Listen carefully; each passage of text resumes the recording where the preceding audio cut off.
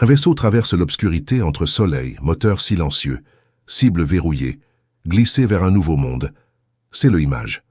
Voici le problème. Atteindre une autre étoile n'a jamais été la partie la plus difficile. Rester une machine qui fonctionne encore quand ça arrive, c'est ce que presque personne survit. Là-bas, personne ne peut vous réparer. Pas de rechange, les pièces arrivent. Chaque égratignure d'un point de poussière, chaque particule de rayonnement, tout circuit gelé est permanent. Et tout cela s'additionne au fil des siècles. Le navire pourrait atteindre sa destination exactement sur la bonne voie, exactement dans les délais, et arrive toujours aveugle, impuissant, incapable de ralentir. Un cadavre parfait, glissé au-delà d'un monde qu'il ne peut plus voir. Alors combien de temps un vrai vaisseau spatial pourrait-il réellement survivre là-bas? Trouvons dehors. Si vous trouvez ce genre de questions aussi fascinant que moi, l'étrange ingénierie silencieuse de la survie à travers les étoiles, je vous serai reconnaissant de taper comme et abonner. Cela aide vraiment cette chaîne à se développer. Maintenant, installez-vous confortablement. Installez-vous et laissez votre curiosité vagabonde un peu. Allons démarrer le navire. Allons-y. Pendant des années, il a grimpé, vitesse de construction, étape de délestage, s'éloigner de la chaleur de la maison jusqu'à ce que la planète qu'il a construit ne soit qu'un point lumineux derrière. Et puis non même ça. Et maintenant, enfin, les moteurs se tairent. Il n'y a plus rien à brûler et rien il reste à pousser. Le navire est simplement en mouvement, traversant une obscurité si complète que sa destination est encore des années loin, même à la vitesse de la lumière, et bien plus longtemps que ça pour quoi que ce soit, les mains humaines ont jamais fait. C'est le moment que nous imaginons ou nous imaginer un vaisseau spatial. Le départ, la grande évasion, une machine élégante qui s'échappe du système solaire et partir à travers le vide vers un nouveau soleil, portant instruments ou des colons endormis, ou le premier germe d'un deuxième monde humain. Il est l'une des images les plus puissantes de notre espèce n'a jamais rêvé. Et presque chaque histoire sur les étoiles commence bien ici, au moment du départ. Mais le départ n'est pas le bon endroit pour finir l'histoire. Ce n'est peut-être même pas le bon endroit pour commencer à vous inquiéter, parce que trouver une machine, avancer assez vite pour atteindre une autre étoile est, croyez-le ou non, la partie que nous comprendre le mieux. On peut déjà dessiner la physique. On peut déjà nommer le carburant. La question vraiment difficile, celle que presque aucune histoire de science-fiction n'arrête jamais de demander, ce n'est pas si nous pourrions lancer un vaisseau spatial vers une autre étoile. C'est si quelque chose que nous avons jeté pourrait encore être un vaisseau spatial fonctionnel quand c'est arrivé là. Pensez à ce que nous sommes vraiment demandés à une telle machine. Nous sommes lui demandant de continuer à fonctionner, pas seulement existant, mais fonctionnant pendant une période de temps plus long que n'importe quelle technologie complexe l'humanité a toujours gardé en vie. Nous sommes lui demandant de le faire seul dans l'environnement le plus froid et le plus vide là-bas, et sans mécanicien, sans pièces de rechange, non sauvetage, et aucun moyen pour personne de rentrer à la maison pour atteindre et réparer ce qui casse. Et dehors là, rien de ce qui casse n'arrive jamais ininterrompu. Chaque échec est permanent. Chaque petit dommage reste. Les pertes font pas réinitialiser. Ils s'accumulent année après année, année après année, pendant toute la durée de la traversée. Alors avant de pouvoir demander comment longtemps un vaisseau spatial pourrait survivre dans les profondeurs de l'espace, nous devons être honnêtes sur ce que nous entendons même par le mot « vaisseau spatial ». Et honnêtes sur ce que nous entendons par ce mot « survivre », parce que ces deux mots sont cachant énormément de problèmes. Commençons par la machine elle-même. Qu'est-ce qui fait réellement d'un vaisseau spatial un vaisseau interstellaire, par opposition à tout ce que nous avons déjà lancé? Ici, nous devons dégager un petit confusion, parce que ces dernières années, le mot vaisseau spatial a fini par signifier quelque chose de très spécifique à beaucoup de gens. Quand beaucoup d'entre nous l'entendent maintenant, nous imaginons une fusée brillante en acier inoxydable, construite par SpaceX, l'énorme véhicule conçu pour transporter des gens en orbite, sur la Lune et finalement vers Mars. Cette machine est une véritable merveille d'ingénierie. Mais ça vaut la peine d'être clair sur ce que c'est et ce qu'il n'est pas. Cette fusée et chaque fusée est comme si c'était un lancement véhicule. Tout son travail est de sortir de la gravité d'une planète et atteindre à proximité l'espace.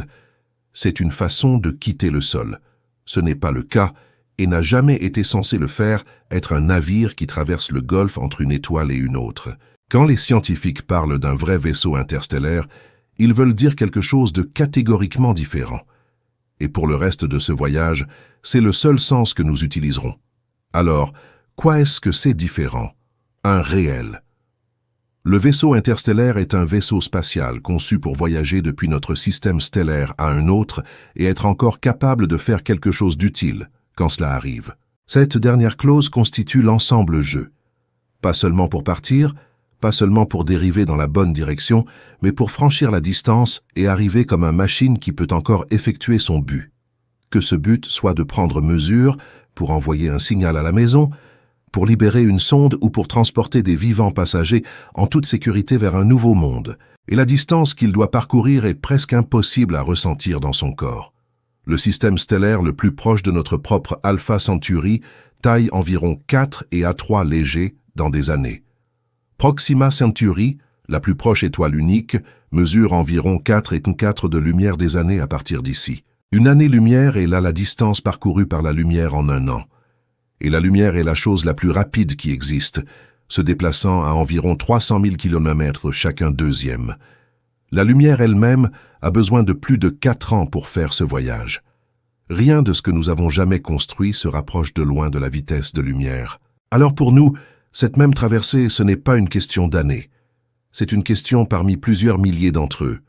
Pour comprendre à quel point cet écart est vaste, nous ne le savons pas, il faut imaginer n'importe quoi. Nous avons déjà, il y a une machine là-bas qui fait le chose qui s'en rapproche le plus. Son nom est Voyager 1. Voyager 1 lancé en 1977, aux côtés de son jumeau Voyager 2. Ils étaient construits pour une mission de 5 ans. Un petit tour passé Jupiter et Saturne, puis pour l'un d'eux, dépassant Uranus et Neptune. C'était le plan. 5 ans. Au lieu de cela, près de 50 ans plus tard, les vaisseaux spatiaux sont toujours en vie, toujours chuchotant des données à la Terre. Voyager 1 est désormais à plus de 25 milliards de kilomètres, l'objet le plus éloigné que possèdent les êtres humains jamais fait. En 2012, il est sorti de la bulle protectrice du Soleil et dans véritable espace interstellaire. Voyager 2 suivi en 2018. Selon toute norme raisonnable, ces les sondes sont les plus durables, les plus longues machines vivantes que notre civilisation a jamais connues, envoyés n'importe où. Ils sont en un sens notre champions actuels de la survie. Et pourtant, et c'est la partie qui devrait s'arrêter, les voyageurs ne sont pas interstellaires vaisseaux spatiaux. Ils ne sont même pas proches. Ils n'ont jamais été conçus pour atteindre un autre star, et ils ne le feront jamais. Voyager 1 se déplace à environ 61 000 km/h, ce qui semble stupéfiant et est, mais si vous le visiez directement vers l'étoile la plus proche, il lui faudrait quelque chose l'ordre de 70 000 ans pour y arriver. 60 000 ans. C'est plus long que toute l'histoire enregistrée à plusieurs reprises, plus long que le temps écoulé depuis l'apparition des êtres humains peints pour la première fois sur les parois des grottes. Notre single, le plus grand exploit d'endurance d'un vaisseau spatial, serait encore en transit longtemps. Après tout, le monde est vivant aujourd'hui, et les langues et leurs nations étaient devenues à la poussière. Alors Voyager nous en apprend 2 leçons à la fois, et il pointe du doigt directions opposées. La première leçon est pleine d'espoir. Une machine bien construite, alimentée par le lent, la désintégration du plutonium, peut continuer à fonctionner pendant un demi-siècle dans l'espace lointain, bien au-delà tout ce que ses concepteurs ont promis. C'est vraiment encourageant. Mais la deuxième leçon donne à réfléchir. Même le champion est loin d'être assez rapide, et n'a pas du tout vécu assez longtemps pour faire une véritable traversée interstellaire. Le vaisseau devrait faire ce que Voyager fait, mais en mieux et pour beaucoup plus longtemps, et en allant énormément plus vite. Ce qui nous amène à un carrefour sur la route, un choix qui façonne tout le reste le problème. Il existe en gros 2 manières franchir cette distance impossible, et chacun échange un type de danger contre un autre. La première façon est d'y aller lentement. Lent du moins selon les normes de lumière. Vous construisez un navire qui voyage à une fraction modeste de la vitesse de la lumière, et vous acceptez simplement que le voyage sera prendre très longtemps. Mettez des chiffres réels dessus, et le poids du choix terre. Un navire naviguant à 1% de la vitesse de la lumière, 3000 km chaque seconde, soit plus de 100 fois plus rapide que n'importe quelle sonde que nous volons aujourd'hui, il faudrait encore quelque chose comme 450 années pour atteindre l'étoile la plus proche. Poussez-le à 10% de la vitesse de la lumière, un véritable féroce vitesse que nous ne savons pas comment atteindre. Et le voyage dure encore 40 ans. Dans cette version, le navire pourrait transporter générations de personnes ou d'équipages endormis, ou rien que des machines patientes. L'avantage est qu'un navire plus lent fait face à des collisions plus douces avec un animal errant, matière flottant entre les étoiles. Le prix catastrophique de ce choix est le temps. Chaque système à bord, chaque circuit, chaque joint, chaque pompe, chaque ligne de code doit continuer à fonctionner, pas pendant des années, mais pendant des vies sans un pour le remplacer. Ce n'est pas inutile, rêver. Des ingénieurs sérieux se sont assis et conçu ces navires en détail. Dans les années 1970, une équipe du British, la Société interplanétaire, a élaboré un projet Daedalus, une sonde colossale sans vis, entraînée par la fusion nucléaire destinée à atteindre une étoile proche, dans un seul humain-vie. Des décennies plus tard, une suite effort appelée Projet Icarus retravaillait la même idée avec les connaissances modernes. Et plus tôt encore, le projet Orion imaginait un navire littéralement poussé par une ficelle d'explosion nucléaire, ont explosé derrière ça.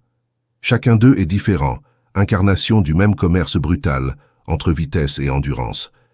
Et voici un détail de Daedalus qui mérite d'être conservé parce que cela comptera énormément plus tard. Ce navire n'a jamais été conçu pour arrêt.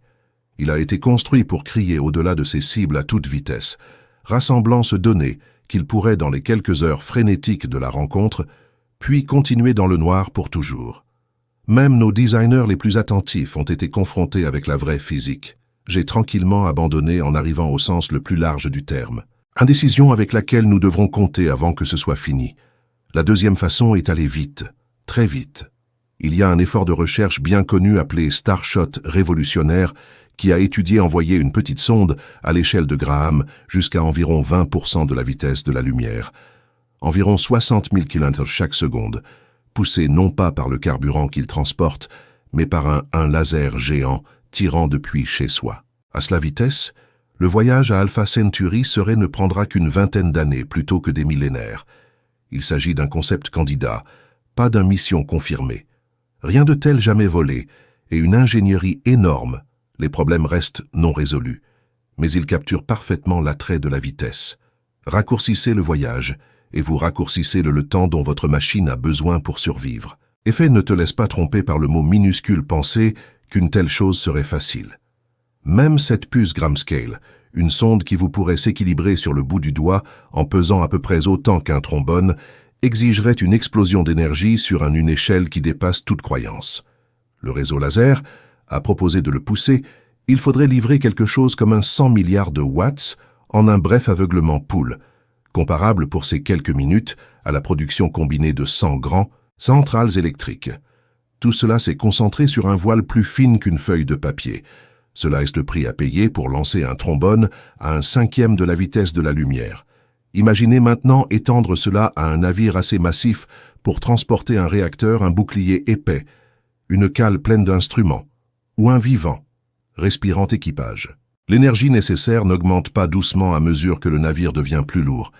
Il explose parce que chaque gramme supplémentaire doit être jeté à cette même vitesse féroce. Et puis, si jamais il doit s'arrêter, il ralentira à nouveau encore une fois. C'est le premier indice d'un vice nous nous reverrons encore et encore tout au long de cette histoire. Le fait cruel que le même des choses qui aident un navire à survivre. Plus de blindage, plus de carburant, plus redondance, plus d'équipage sont les mêmes des choses qui rendent les choses monstrueusement plus difficiles bouger du tout. La vitesse et la survie sont pas des partenaires. Ce sont des rivaux qui se battent pour chaque kilogramme. Voici cependant la tournure cruelle qui se produit sous toute cette histoire. Aller plus rapide ne fait pas simplement le problème plus facile. Il échange un long et lent danger pour un soudain violent. Parce que le plus vite tu avances dans le mince matériau flottant entre les étoiles, le chaque petit morceau et plus destructeur devient. Un grain de poussière qui serait inoffensif si vous dérivez, cela devient à 1/5 de la vitesse de la lumière, un projectile transportant l'énergie d'une explosion. Le vaisseau lent doit donc survivre au temps, et le navire rapide doit survivre à l'impact. Et il n'y a pas de troisième option qui évite les deux. Chaque véritable conception de vaisseau spatial vit quelque part sur ce métier douloureux, choisir quel ennemi combattre. Il y a encore une tournure à la question de la vitesse, Et c'est le plus étrange de tous, parce que cela implique que le temps lui-même se plie. Une fois le navire s'approche d'une fraction vraiment importante de la vitesse de la lumière, la physique de la relativité commence à fausser les horloges planches. Le temps sur le navire ralentit par rapport au temps passé sur Terre. Un équipage voyageait à une vitesse proche de la lumière expérimentait le passage de quelques-uns seulement des années, tandis que des décennies ou des siècles s'écoulaient à passer chez moi. En principe, il s'agit d'un cadeau au problème de survie. Si les horloges du navire tournent lentement, puis les siennes, le vieillissement est également lent et il doit endurer moins de son temps pour faire le traversée. Mais deux dures vérités mettent cela en évidence cadeau fermement au sol. D'abord, l'effet ne devient puissant qu'à des vitesses bien au-delà de tout ce que nous pouvons actuellement imaginer construire. À 1/5 de la vitesse de la lumière, le ralentissement le temps n'est que de quelques pourcents. Presque rien. Et deuxièmement, même là où ça aide seulement le navire horloge intérieur. Cela ne réduit pas la quantité de matière interstellaire dans le vaisseau, doit labourer pour traverser une distance donnée distance. Le gaz et la poussière attendent l'itinéraire, ne se soucient pas de la lenteur de l'horloge du navire tourne. Sur une année-lumière de voyage, le navire balaie la même quantité d'entre eux de toute façon. Alors, la relativité pourrait, dans un avenir lointain conception, atténuer le vieillissement du navire, tout en ne faisant rien du tout pour épargner ces pots de la mer qu'elle doit traverser. Même la dilatation du temps ne vous rapporte que la moitié le billet. Mais remarquez quelque chose que j'ai tourné en rond tout ce temps. Nous gardons utilisé le mot « survivre » comme si sa signification était évidente. Ce n'est pas. Et l'obtenir le mal est l'erreur la plus courante les gens font quand ils pensent à vaisseaux spatiaux. Quand la plupart d'entre nous imaginent un vaisseau spatial survivant à son voyage, nous imaginons le trou. Nous imaginons le navire ne pas être détruit, ne pas être brisé par une collision ou déchiré par certaines forces cosmiques. Et cette image n'est pas faux exactement. C'est juste sauvage, incomplet, car un vaisseau n'est pas un roche. Ce n'est pas un monument. C'est une machine. Et une machine peut tomber en panne dans 1000 façons qui quitte son corps complètement intact. Alors soyons précis parce que cette précision est la colonne vertébrale de tout ce qui suit. Pour un vaisseau spatial, la survie n'en est pas une chose. Il y a au moins 5 des choses empilées les unes sur les autres. Et un vrai vaisseau doit s'accrocher à tout le monde 5 à la fois. La première norme est là le plus simple, intact. Le navire doit tenir physiquement ensemble. Sa structure, son tout, son cadre, rien de tout cela ne peut être écrasé, fissuré ou érodé. C'est la survie de la plupart des gens photos. Et c'est réel. Mais c'est seulement le sol, pas le plafond. La deuxième, la norme est alimentée. Un vaisseau spatial sans l'électricité n'est pas un vaisseau spatial. C'est un fossile très cher. Tous les autres, la fonction dépend de la puissance. Les capteurs, les ordinateurs, les radiateurs qui maintiennent toute la machine contre le gel. Le émetteur qui parle à la maison. Un navire peut être parfaitement intact, son trou impeccable, et toujours aussi mort qu'un pierre, au moment où sa puissance s'épuise. La plénitude physique ne maintient pas les lumières sont allumées. La troisième norme est navigable. Le navire doit savoir où il est et être capable de changer où il se trouve va. À travers des années-lumière de voyage, même une erreur microscopique de visée se transforme en un échec astronomique taille. Un vaisseau spatial doit être capable de voir là où il est pointé, calculer son bien sûr, et se remet sur la cible encore et encore pendant toute la traversée. Un navire qui ne peut plus gouverner est un navire qui passera juste devant l'étoile. Il a passé des siècles à essayer de l'atteindre. Le 4e standard est habitable, ou dans le cas d'une mission robotique, charge utile en sécurité. S'il y a des passagers vivants, le navire il faut les garder en vie. L'air, l'eau, nourriture, chaleur, protection contre les radiations pour tout le voyage. Si au contraire le navire transporte des instruments délicats ou matériel génétique stocké ou congelé embryon, il doit garder cette cargaison intacte et intacte. Il s'agit d'un problème totalement distinct de garder le tout ensemble. Vous pouvez avoir un navire parfaitement sain et plein d'équipages morts ou une cargaison en ruine. Et le 5e standard, celui qui lie tous les autres ensemble, est capable de réaliser sa mission. Quand le navire arrive, peut-il encore faire la chose c'est venu faire? Est-ce que ça peut ralentir, regarde autour, rassembler ce pourquoi il est venu et le dire à quelqu'un?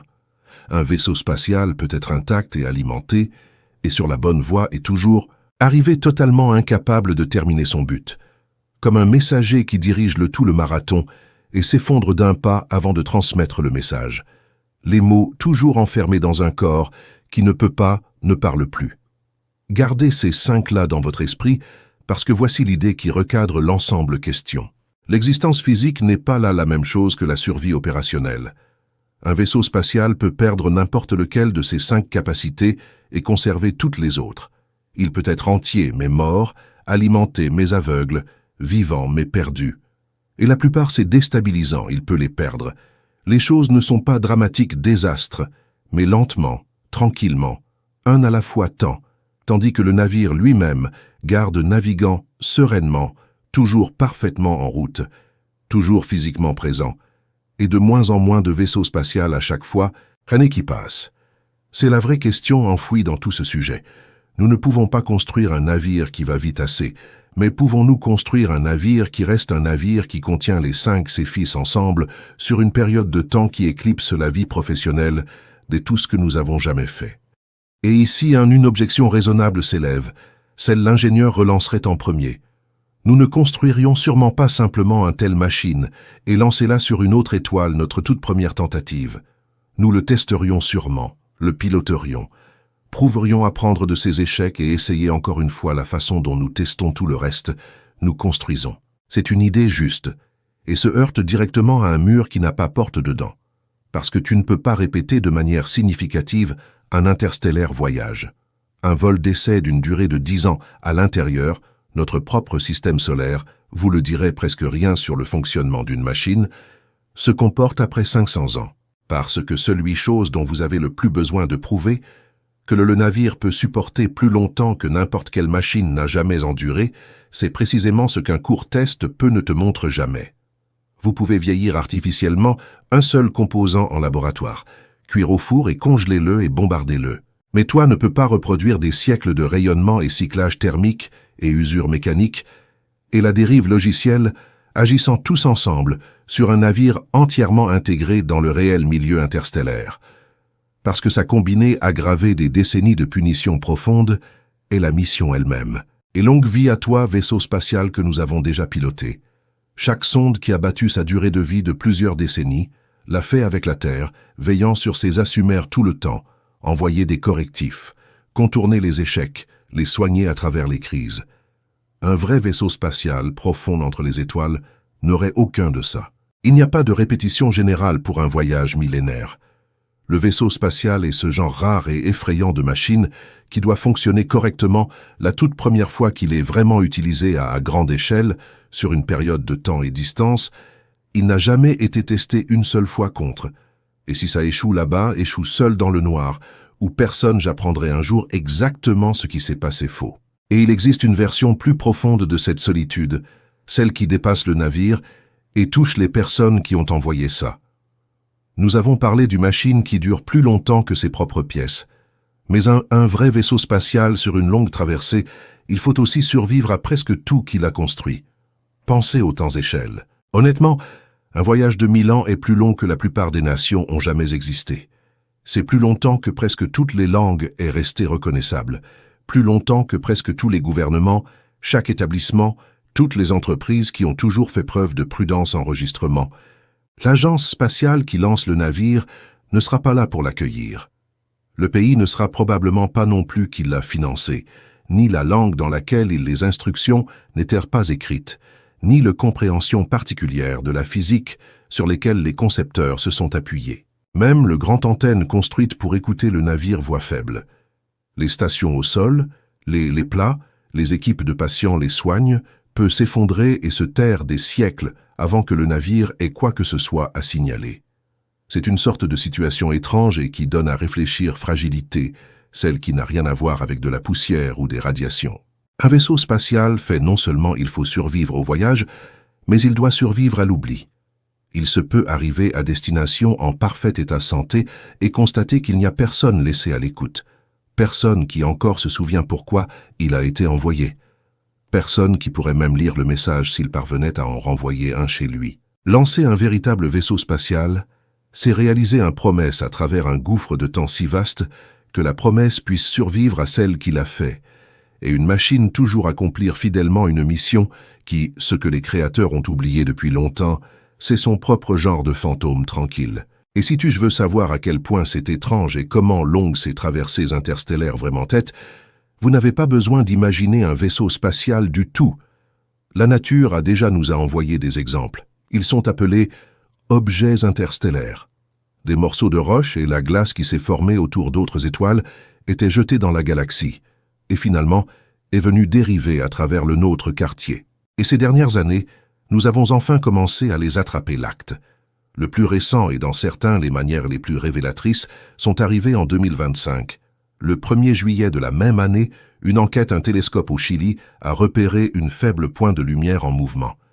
Et en quelques jours, les astronomes ont réalisé que c'était quelque chose d'extraordinaire. Son chemin à travers l'espace n'était pas un chemin fermé boucle autour de notre Soleil, comme les orbites de planètes et comètes ordinaires. C'était une trajectoire hyperbolique ouverte, le signature d'un objet provenant complètement ailleurs, et c'est seulement de passage. Ils l'ont nommé Trois Yeux Atlas et c'est devenu juste le 3e visiteur interstellaire confirmé retrouvé après Muamua en 2017 et Boris en 2019. Qu'est-ce qui rend 3IA Atlas si parfait? Le professeur pour nous n'est pas ce qu'il est fait d'eux, mais comment il se déplace et où il se trouve été. Il est venu en criant dans notre énergie solaire système à près de 60 km/s par rapport au Soleil.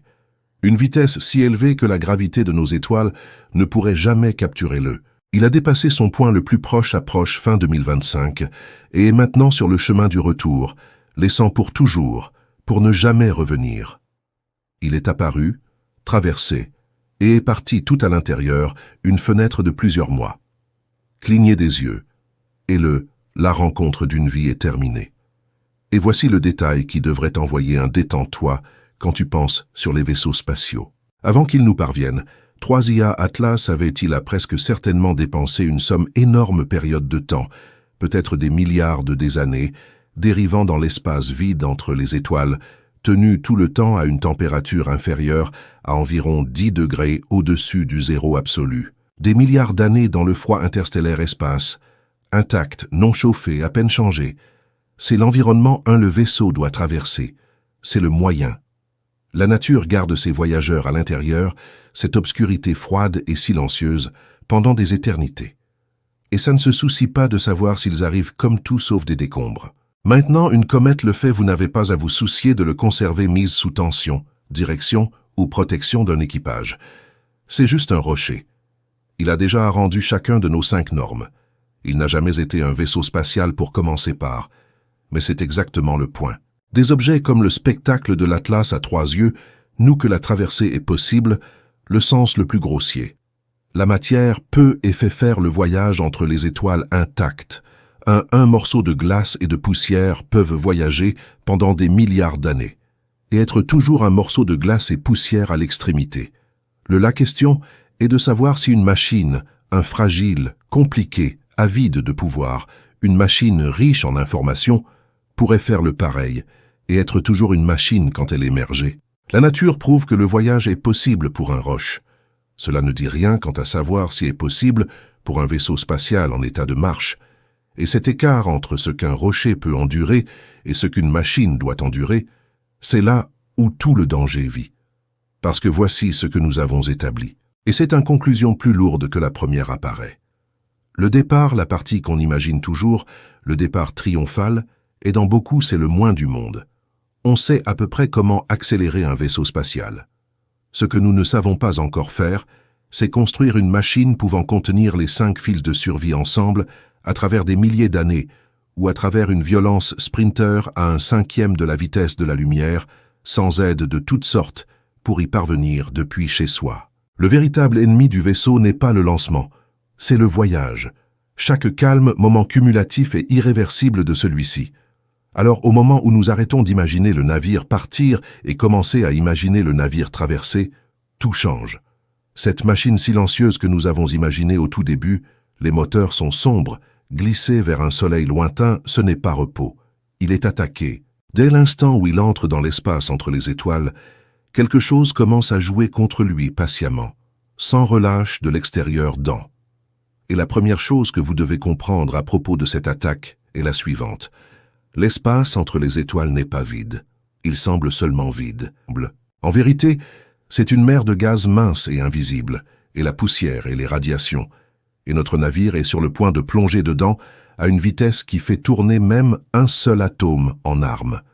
Pour toute la longueur de la traversée, cette mer grattera à le trou, s'enterre dans le navire peau et pluie particules à haute énergie à travers tout ce qui est à l'intérieur. Il a attendu là-bas tout le temps. Sortons du navire et pénétrons si sombre et voir exactement ce qui arrive pour ça. Sortez du navire. Imaginez que vous puissiez vous tenir debout sur le trou alors que ça roule.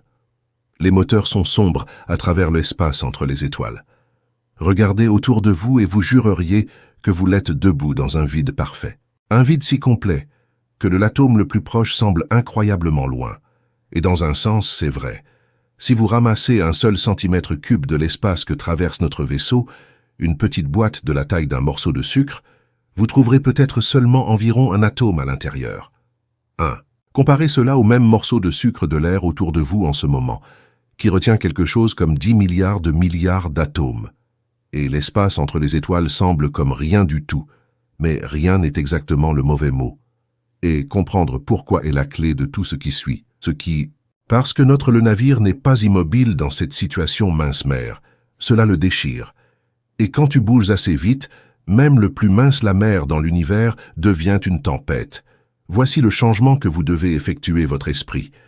Ce n'est pas la densité du milieu interstellaire qui compte, c'est la densité multipliée par la vitesse et la distance. Un nageur qui glisse lentement dans une eau calme, on le sent à peine.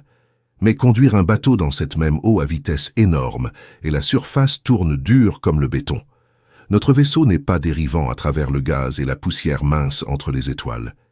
Il s'abat sur cette matière atome par atome, grain par grain pendant des années ou des siècles ou des millénaires sans port. Et chacun de ces petites collisions laisse une marque, ça ne guérit jamais. Alors rencontrons le trois faces de cette mer invisible dans le commandé, le navire les sentira, le rayonnement, le gaz et la poussière. Chacun on attaque le navire d'une manière différente. Et chacun attendait là-bas tout le temps. Commencez par le rayonnement car c'est le seul ennemi qui trouverait le navire, même s'il restait parfaitement immobile. La galaxie est remplie de ce que les astronomes appellent les rayons cosmiques. Le nom les rend ressemblent à des faisceaux de lumière, mais ils ne sont pas légers du tout. Ce sont des particules principalement, les noyaux nus des atomes, les protons, et des fragments plus lourds projetés vers l'extérieur par étoiles explosives, et autres événements violents et accélérés jusqu'à presque la vitesse de lumière. Ils viennent de toutes les directions à une fois. Une pluie invisible et constante qui s'endort à travers tout. En ce moment, comme vous écoutez ça, quelques-uns d'entre eux passent sans danger à travers votre corps. Sur la surface de la Terre, nous sommes protégés le pire d'entre eux par notre atmosphère et le champ magnétique de notre planète. 2 formes de protection. Notre vaisseau partira loin derrière. À l'air libre entre les étoiles, il n'y a pas d'atmosphère et non bouclier magnétique. Le navire prend le plein force de cette pluie non filtrée pour tout le voyage. Qu'est-ce que cette pluie fait réellement à la structure du navire? Chaque grève individuelle est minuscule, mais il s'additionne.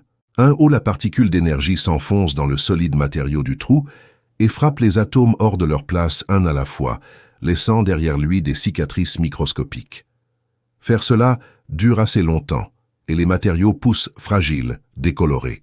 Plus faibles qu'eux ont été modifiés au niveau de leur structure cristalline. Fatigue des métaux. Plastiques et polymères se raidirent et se fissuraient. Lentement, invisiblement, la substance même du navire est en train d'être réorganisée de l'intérieur. Mais la structure n'est même pas la plus fragile cible.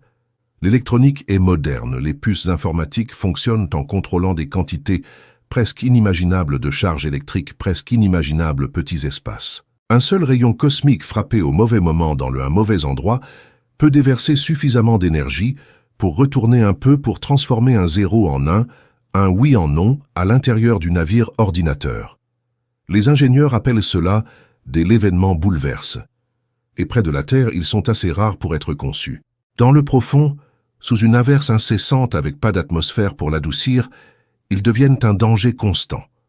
Un peu inversé au un mauvais instant peut faire planter un programme, corrompre une commande ou envoyer un message sans système qui sombre dans la confusion. Et la même pluie qui retourne ces morceaux peut aussi, au fil des années, porter physiquement le transistor jusqu'à ce que les puces qui nous étions censés penser au début du navire faire des erreurs.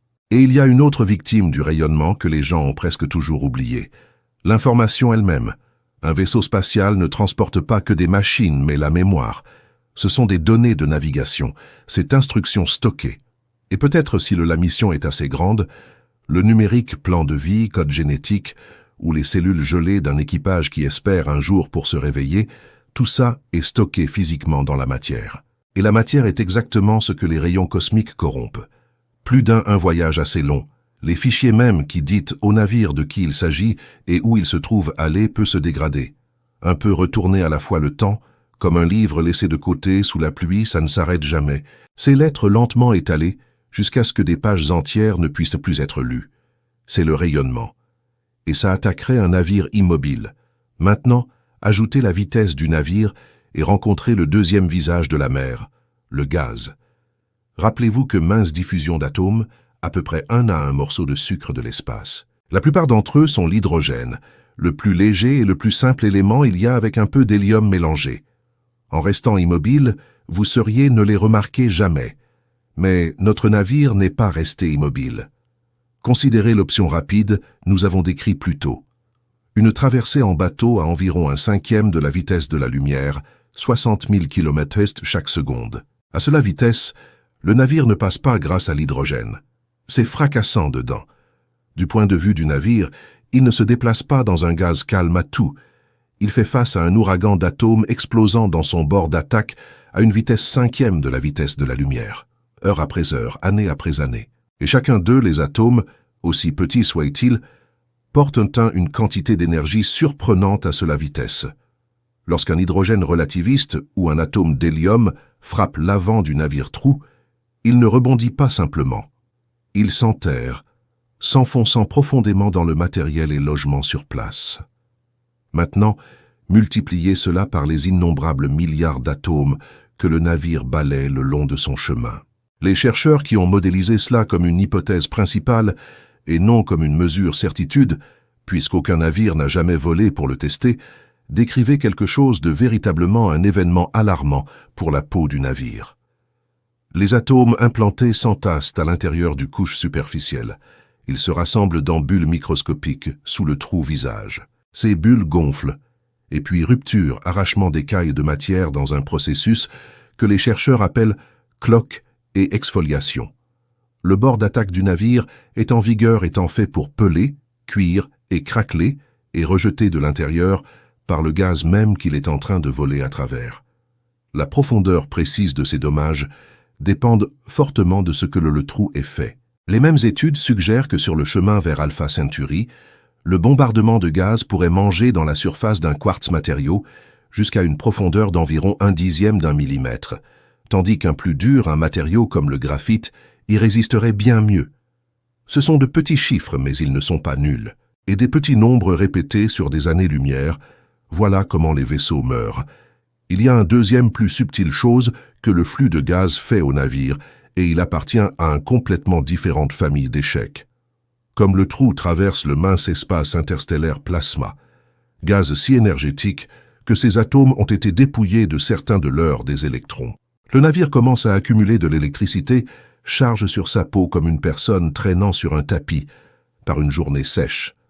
Un navire chargé n'est pas un navire neutre. Il commence à ressentir des forces électromagnétiques, des faibles champs magnétiques qui s'enfilent la galaxie. Tirage et couple doux agissant sur son tout le corps. Des forces qui n'ont rien à voir avec l'impact ou l'érosion. Pour un sonde en forme de plume, ces forces pourraient suffire à le faire dévier de sa trajectoire ou à le mettre sa dégringole lentement, gâcher la visée prudente. Il faut survivre. C'est une pensée étrange. Le navire peut être bousculé par le vide il traverse, pas frappé, mais électriquement appuyé tranquillement pendant tout le voyage. Ce qui nous amène à le troisième et le plus violent visage de la mer, la poussière. Dispersés à travers le gaz mince, bien plus rare que l'hydrogène les atomes, mais bien plus lourds, sont des grains de poussière interstellaire, de minuscules modes de carbone et du silicute. la plupart si petits que je n'ai jamais pu en voir un. Un grain typique a une masse mesurée en fractions de billionièmes de grammes. Individuellement, ils ne sont presque rien. Mais le navire les rencontre en même temps, vitesse terrible, il rencontre le gaz. Et ici, l'arithmétique devient effrayante. Quand notre navire rapide heurte ne serait-ce qu'un grain de poussière microscopique, le grain ne gratte pas le trou comme un caillou rayure peinture. Il explose au 5e de la vitesse de la lumière. La collision libère tellement d'énergie si soudainement que le grain et une petite poche du trou avec lui, il se vaporise simplement. Un éclair d'un matériau surchauffé a été projeté surface, laissant derrière lui un petit cratère. Cela arrive encore et encore partout la face avant du navire. C'est l'équivalent cosmique du sablage. Non un coup, mais une pluie incessante de explosions microscopiques. Chacun sculpte éloigner un peu plus l'avant du navire armure. Nous pouvons même estimer à quelle vitesse cette armure s'use. La même recherche suggère qu'un navire se déplaçant à un 5e de la vitesse de la lumière, sur un voyage à Alpha Centauri, pourrait perdre environ 1/2 millimètre de surface de la poussière, l'érosion seule. Augmentez cela, et vous constatez que le navire lâche environ 1 millimètre de matériau tous les 4 des années-lumière qu'il parcourt. Cela nous donne une règle empirique obsédante. Pour user un mètre plein de solide blindage, un navire devrait traverser quelque chose comme 4000 années-lumière. Pour l'étoile la plus proche, à 4 années-lumière, cela semble survivant. Mais ça te dit quelque chose de profond sur les voyages plus profonds. Un navire à destination d'une partie lointaine de la galaxie ne voyage pas seulement plus loin. Il est broyé tout au long du chemin, comme une pierre traînée sur une pierre mouillée qui s'étend sur des milliers de lumières-années. Et ce sablage régulier est pas même le pire. C'est l'érosion que vous pouvez planifier, budgétiser, faire la moyenne. Le cauchemar est rare, c'est réel. Celui parmi tant d'autres qui se trouve être beaucoup plus grand que le reste. La plupart des dusotes pèsent une fraction d'un billionième de gramme, mais certains sont loin plus gros. Et si le navire est sur sa longue la traversée, devrait se faire tête baissée en un seul grain pesant, autant un gramme complet, un grain que tu pourrais juste à peine visible, plus petit qu'un grain de du sable. L'énergie de cet impact, à un moment donné, un 5e de la vitesse de la lumière serait comparable à quelques centaines de tonnes d'explosifs puissants détonnant contre le trou. Un grain, un instant. De quoi vider un vaisseau spatial. C'est pourquoi nous devons faire attention, jamais imaginer qu'un vaisseau spatial ne fasse face qu'à une collision dramatique, un seul tonneau des dés. C'est le livre d'histoire version, et c'est trompeur. La vérité est en couches et pire.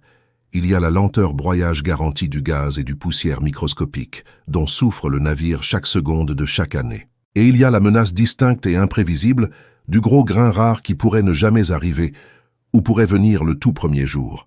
Le navire doit survivre à la fois à l'interminable, le ponçage, et le seul coup qui se cache, et aucun survivant ne le protège de l'autre.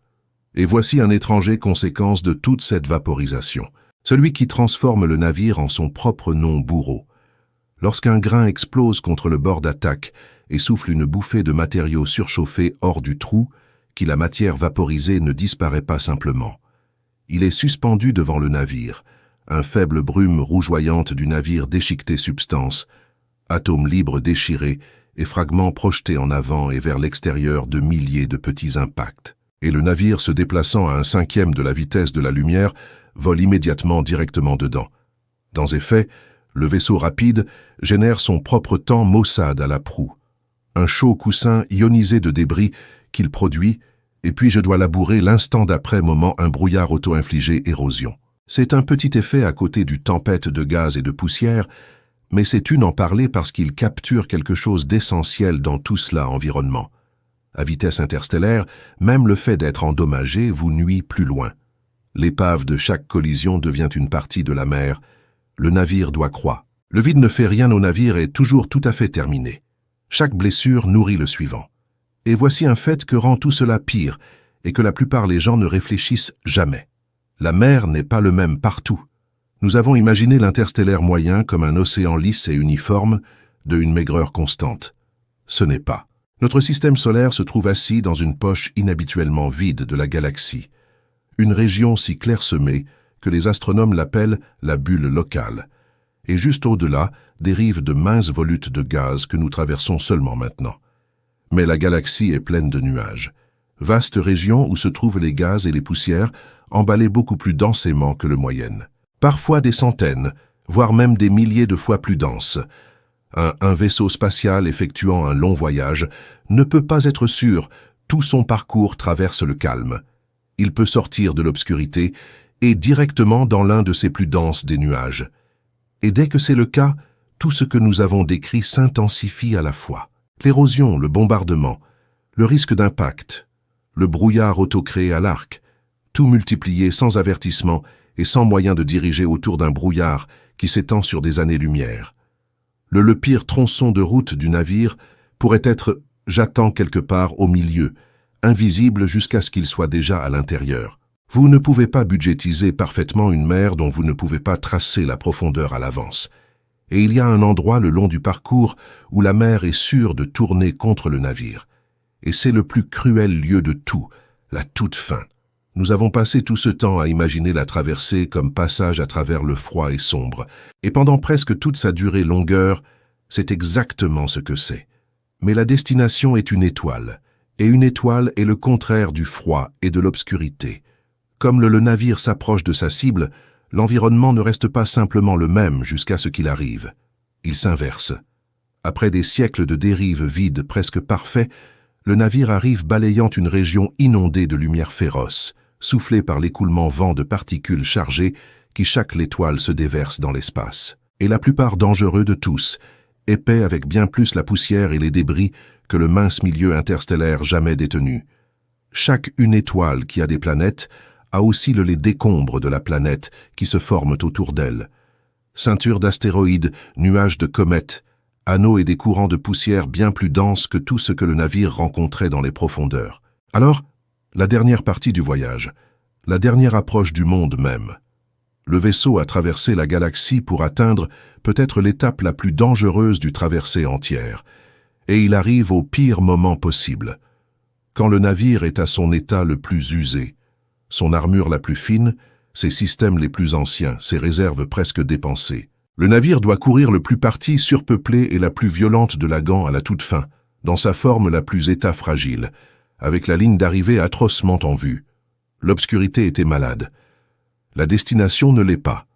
Maintenant, reculez et regardez à quoi ressemble le navire, c'est notre propre vitesse qui y a contribué. Parce qu'ici, le profond compromis interstellaire, le voyage est enfin au centre de l'attention. Allez-y doucement et vous adoucirez chacun de ses coups. Un navire traversant à un petit une fraction de la vitesse de la lumière correspond à la même du gaz et la même poussière. Mais chaque collision entraîne une fraction de l'énergie. Le gaz n'enterre plus lui-même et pèle le trou. La poussière non explose plus longtemps. Cela ne fait que cogner. Le visage violent et explosif de la mer devient doux. Mais vous n'avez pas échappé à la mer. Vous. J'ai simplement échangé une mort rapide contre un lent. Parce que maintenant le navire doit endurer tout le reste. Le rayonnement et l'usure et le vieillissement pendant des siècles ou des millénaires au lieu de décennies. Allez vite et vous retournez le commerce. Désormais, le voyage est court. Le navire passe beaucoup moins de temps sous la pluie, allumé, usé et irradié. Mais le prix est que chaque atome et chaque grain frappe désormais comme une arme. Et plus vous allez vite, plus il frappe fort. La vitesse n'est pas un moyen d'échapper au danger. Il est une façon de choisir quel danger sera essai de te tuer. Il n'y a pas de réglage sur ce cadran qui fait les deux menaces disparaître. Et c'est exactement le point où les concepteurs du navire font face à leur problème le plus cruel. Celui qui façonne le machine entière, blindage. L'évidence réponse à tout cela. Les radiations, le gaz, la poussière, c'est une armure. Mettez un épais bouclier à l'avant du navire, un dalle sacrificiel de matériaux destiné à être érodé, cratéré et irradié, ainsi que les choses délicates derrière, restent en sécurité. Laissez le bord d'attaque prendre le dessus. Certaines conceptions proposées font exactement cela. Façonner le navire comme une aiguille, pour que seule une petite face avant rencontre le tempête, ou placer un bloc de blindage bien en avant du navire pour absorber le impact avant qu'il n'atteigne quoi que ce soit vital. C'est une bonne idée, et tout à fait sérieux le concept de vaisseau inclut une version de celui-ci. Mais le blindage n'est pas gratuit, et son coût constitue la contrainte la plus importante tout le champ. Parce que chaque kilogramme d'armure que vous ajoutez à l'avant du navire pèse 1 kilogramme, vous devez d'abord accélérer jusqu'à la vitesse interstellaire. Et plus tard, si jamais tu veux arriver, plutôt que de simplement passer devant un kilo, tu dois ralentir encore une fois. Plus vous protégez, plus lourd le navire. Plus le navire est lourd, plus l'énergie qu'il faut pour le pousser à la vitesse, et plus il faut d'énergie pour le casser l'extrémité. À un moment donné, le bouclier tu as ajouté pour survivre au voyage a rendu le navire trop massif pour être lancé ou trop massif pour s'arrêter. C'est le vice, chaque vaisseau vit à l'intérieur. Protégez le navire et vous l'alourdissez. Allégez le expédier et vous l'exposez. Il n'y a pas épaisseur d'armure qui est simplement correcte. Il n'y a qu'un douloureux compromis choisi à l'avance que le navire doit puis vivre ou mourir, parce qu'une fois que c'est le cas en vol, personne ne pourra jamais en ajouter davantage. Et voici le piège qui se cache à l'intérieur du tréside d'armure, la chose qui fait l'étau encore plus serré. Contre la poussière et les gaz, un bouclier plus épais aide vraiment. Mais contre le cosmique le plus énergétique, les rayons, empilant plus de matière, peuvent en fait aggraver les choses. Quand l'un de ces particules à ultra haute énergie claque dans une épaisse dalle de blindage, c'est le cas pas simplement s'arrêter. Ça brise les atomes, ça frappe, et chaque fracas s'envole un jet de nouvelles particules à plus faible énergie. Une explosion d'obus secondaires plus profondément dans le navire. Ajoutez trop d'armure, et au lieu de bloquer le rayonnement, tu as construit une machine pour entourner un particule entrante dans une pluie de plusieurs, il pleut sur tout ce qui se trouve derrière le bouclier. Les ingénieurs appellent ces douches secondaires, et ils veulent dire qu'il y a un milieu cruel terrain où plus de protection vous achète plus de mal. Les concepteurs du navire ne peuvent pas continuer simplement à empiler l'armure, jusqu'à ce qu'ils se sentent en sécurité. Passé un certain point, le bouclier devient un traître, et vous ne pouvez pas. Armez tout de toute façon. Vous pouvez protéger le visage principal contre le front tempête, mais le vaisseau n'est pas solide brique. Il a des capteurs qui doivent voir dehors, des radiateurs qui doivent affronter le froid, antennes qui doivent être exposées pour parler à la maison. Chacun de ceux qui sont nécessaires. Les ouvertures sont un endroit où l'armure ne peut pas entièrement couvert, un point faible dans le navire défense que la mer peut encore atteindre, ce qui nous amène finalement au dernier visage des profondeurs. Celui qui n'est pas un attaquant du tout, mais cela peut être tout aussi mortel, le froid. Nous considérons l'espace lointain comme glacial, et c'est d'une manière difficile à exagérer. Loin de toute étoile, le fond, la température de l'univers oscille à seulement environ 2,7 degrés au-dessus du zéro absolu, le plus froid qui puisse être. Il n'y a pas la lumière du soleil vaut ce nom là-bas à réchauffer le navire. Mais voici la subtilité qui prend les gens au dépourvu. Le plus grand danger thermique pour le vaisseau spatial n'est pas simplement l'espace froid. C'est que l'espace ne donne pas au vaisseau moyen facile de gérer sa propre chaleur. Sur Terre, la chaleur se déplace constamment. Il flotte dans les airs, circule à travers l'eau, se propage au toucher à partir d'une chose à un autre. C'est pourquoi un ventilateur vous rafraîchit, et une brise, ça fait du bien. Mais notre navire est encerclé par un vide quasi parfait, et le vide ne transporte pas de chaleur. Il n'y a pas d'air pour souffler à travers un composant chaud, pas de liquide à emporter la chaleur. Dans l'espace, la chaleur peut quitter un navire d'une seule manière, en rayonnant dans l'obscurité comme invisible lueur infrarouge. Et c'est un lent processus obstiné. Cela crée une étrange double contrainte. Sur d'un côté, toute partie du navire qui génère de la chaleur, le réacteur, les ordinateurs, tout ce qui consomme de l'énergie, a nulle part où évacuer cette chaleur, sauf à travers radiateurs, grandes surfaces exposées dont le seul travail est de dissiper leur chaleur. Dans l'espace, si ces radiateurs le sont aussi petits ou s'ils sont érodés et endommagés au bord de la mer même que nous avons décrite, la chaleur s'accumule à l'intérieur du navire, avec nulle part où aller, et les systèmes cuisinent eux-mêmes de l'intérieur. De l'autre côté, le moment où une partie du navire cesse de générer de la chaleur, un système est commuté éteint pour économiser de l'énergie, une section est restée inactive. Cette partie commence à plonger vers le tuant le froid de l'espace profond, et il n'y a rien pour le réchauffer. J'ai déjà regardé exactement ce jeu de danger sur les machines les plus durables dont nous disposons jamais volé.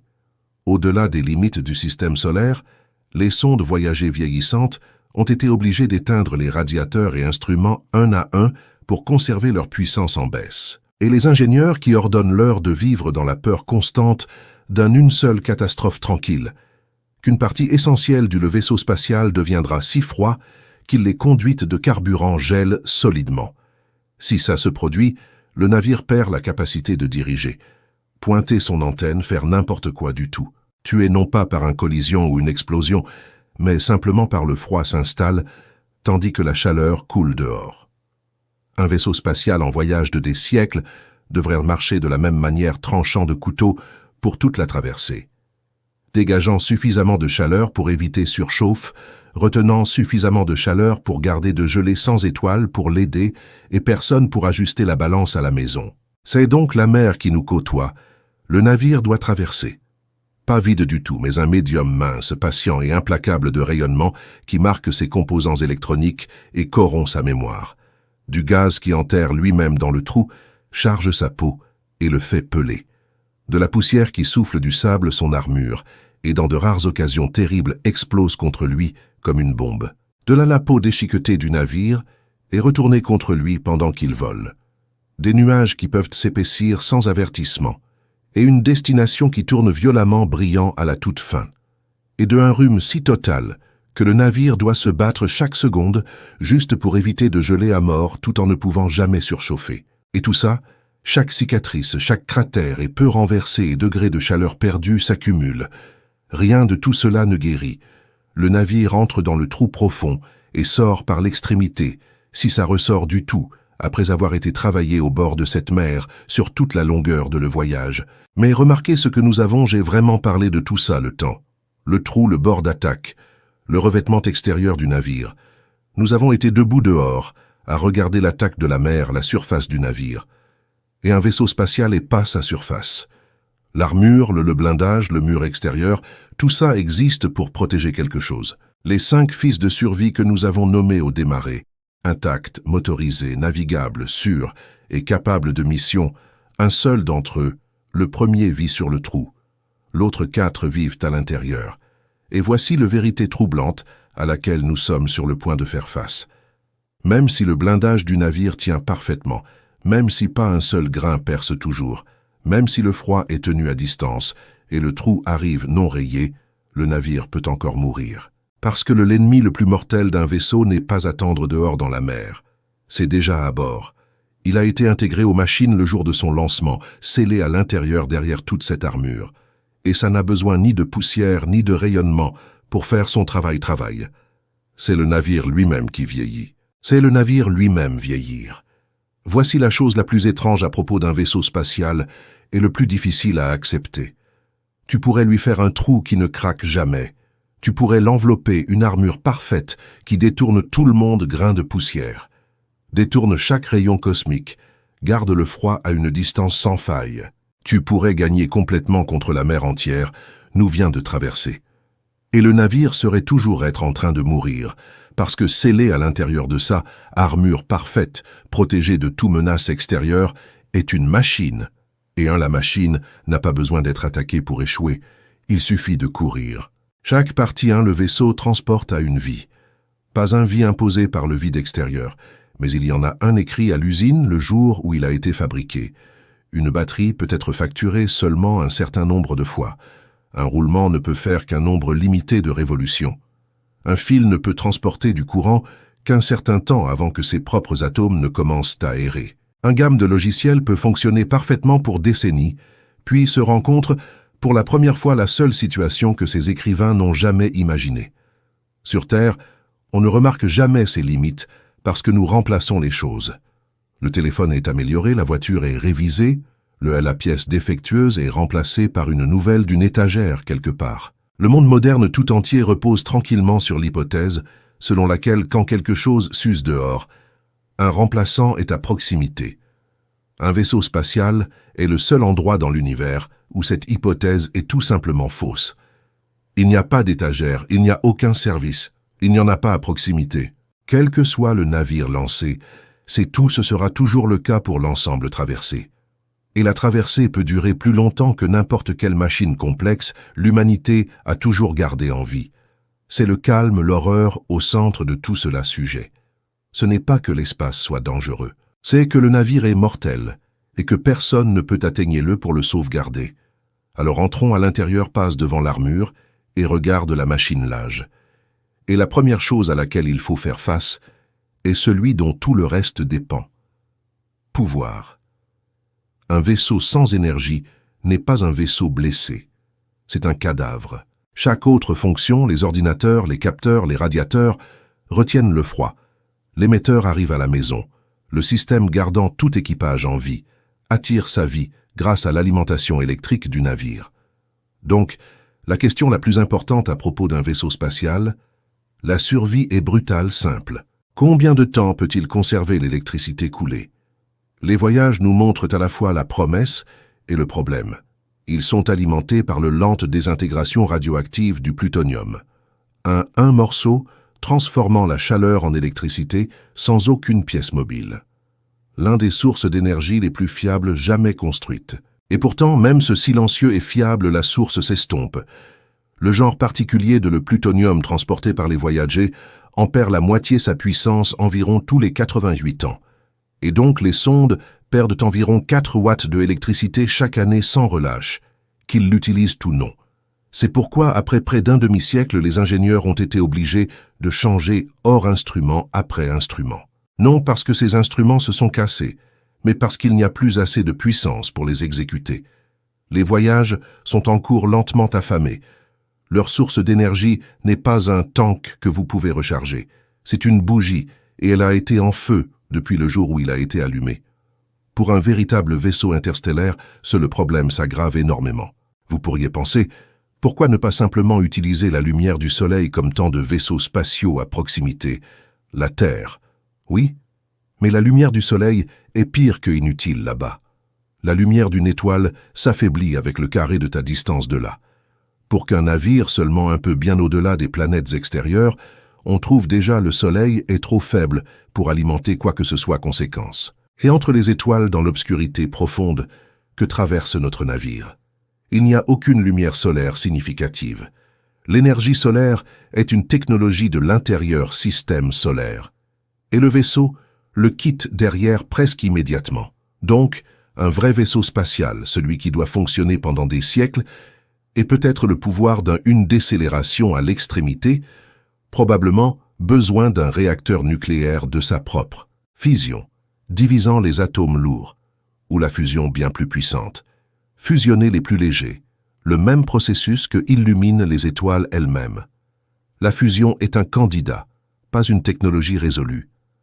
Nous n'avons jamais construit de réacteur à fusion qui produit une puissance pratique soutenue, même ici sur Terre, sans parler de celui qui pourrait fonctionner sans surveillance pendant 1000 ans. Et voici la partie cruelle. Un réacteur n'est pas une bougie, c'est une machine compliquée avec du carburant qui s'épuise et des pièces qui portent, et il est soumis à tous les autres types de vieillissement que nous allons décrire.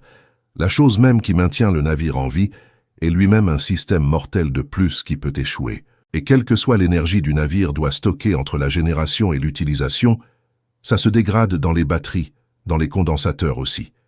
Perte de capacité à chaque cycle et chaque année, jusqu'au stockage qui était plein au lancement, tient un peu moins à chaque fois il est rempli. Maintenant, passer de le pouvoir de l'esprit parce que même un navire avec de l'énergie à revendre, je peux perdre ce qui le rend plus qu'un radiateur.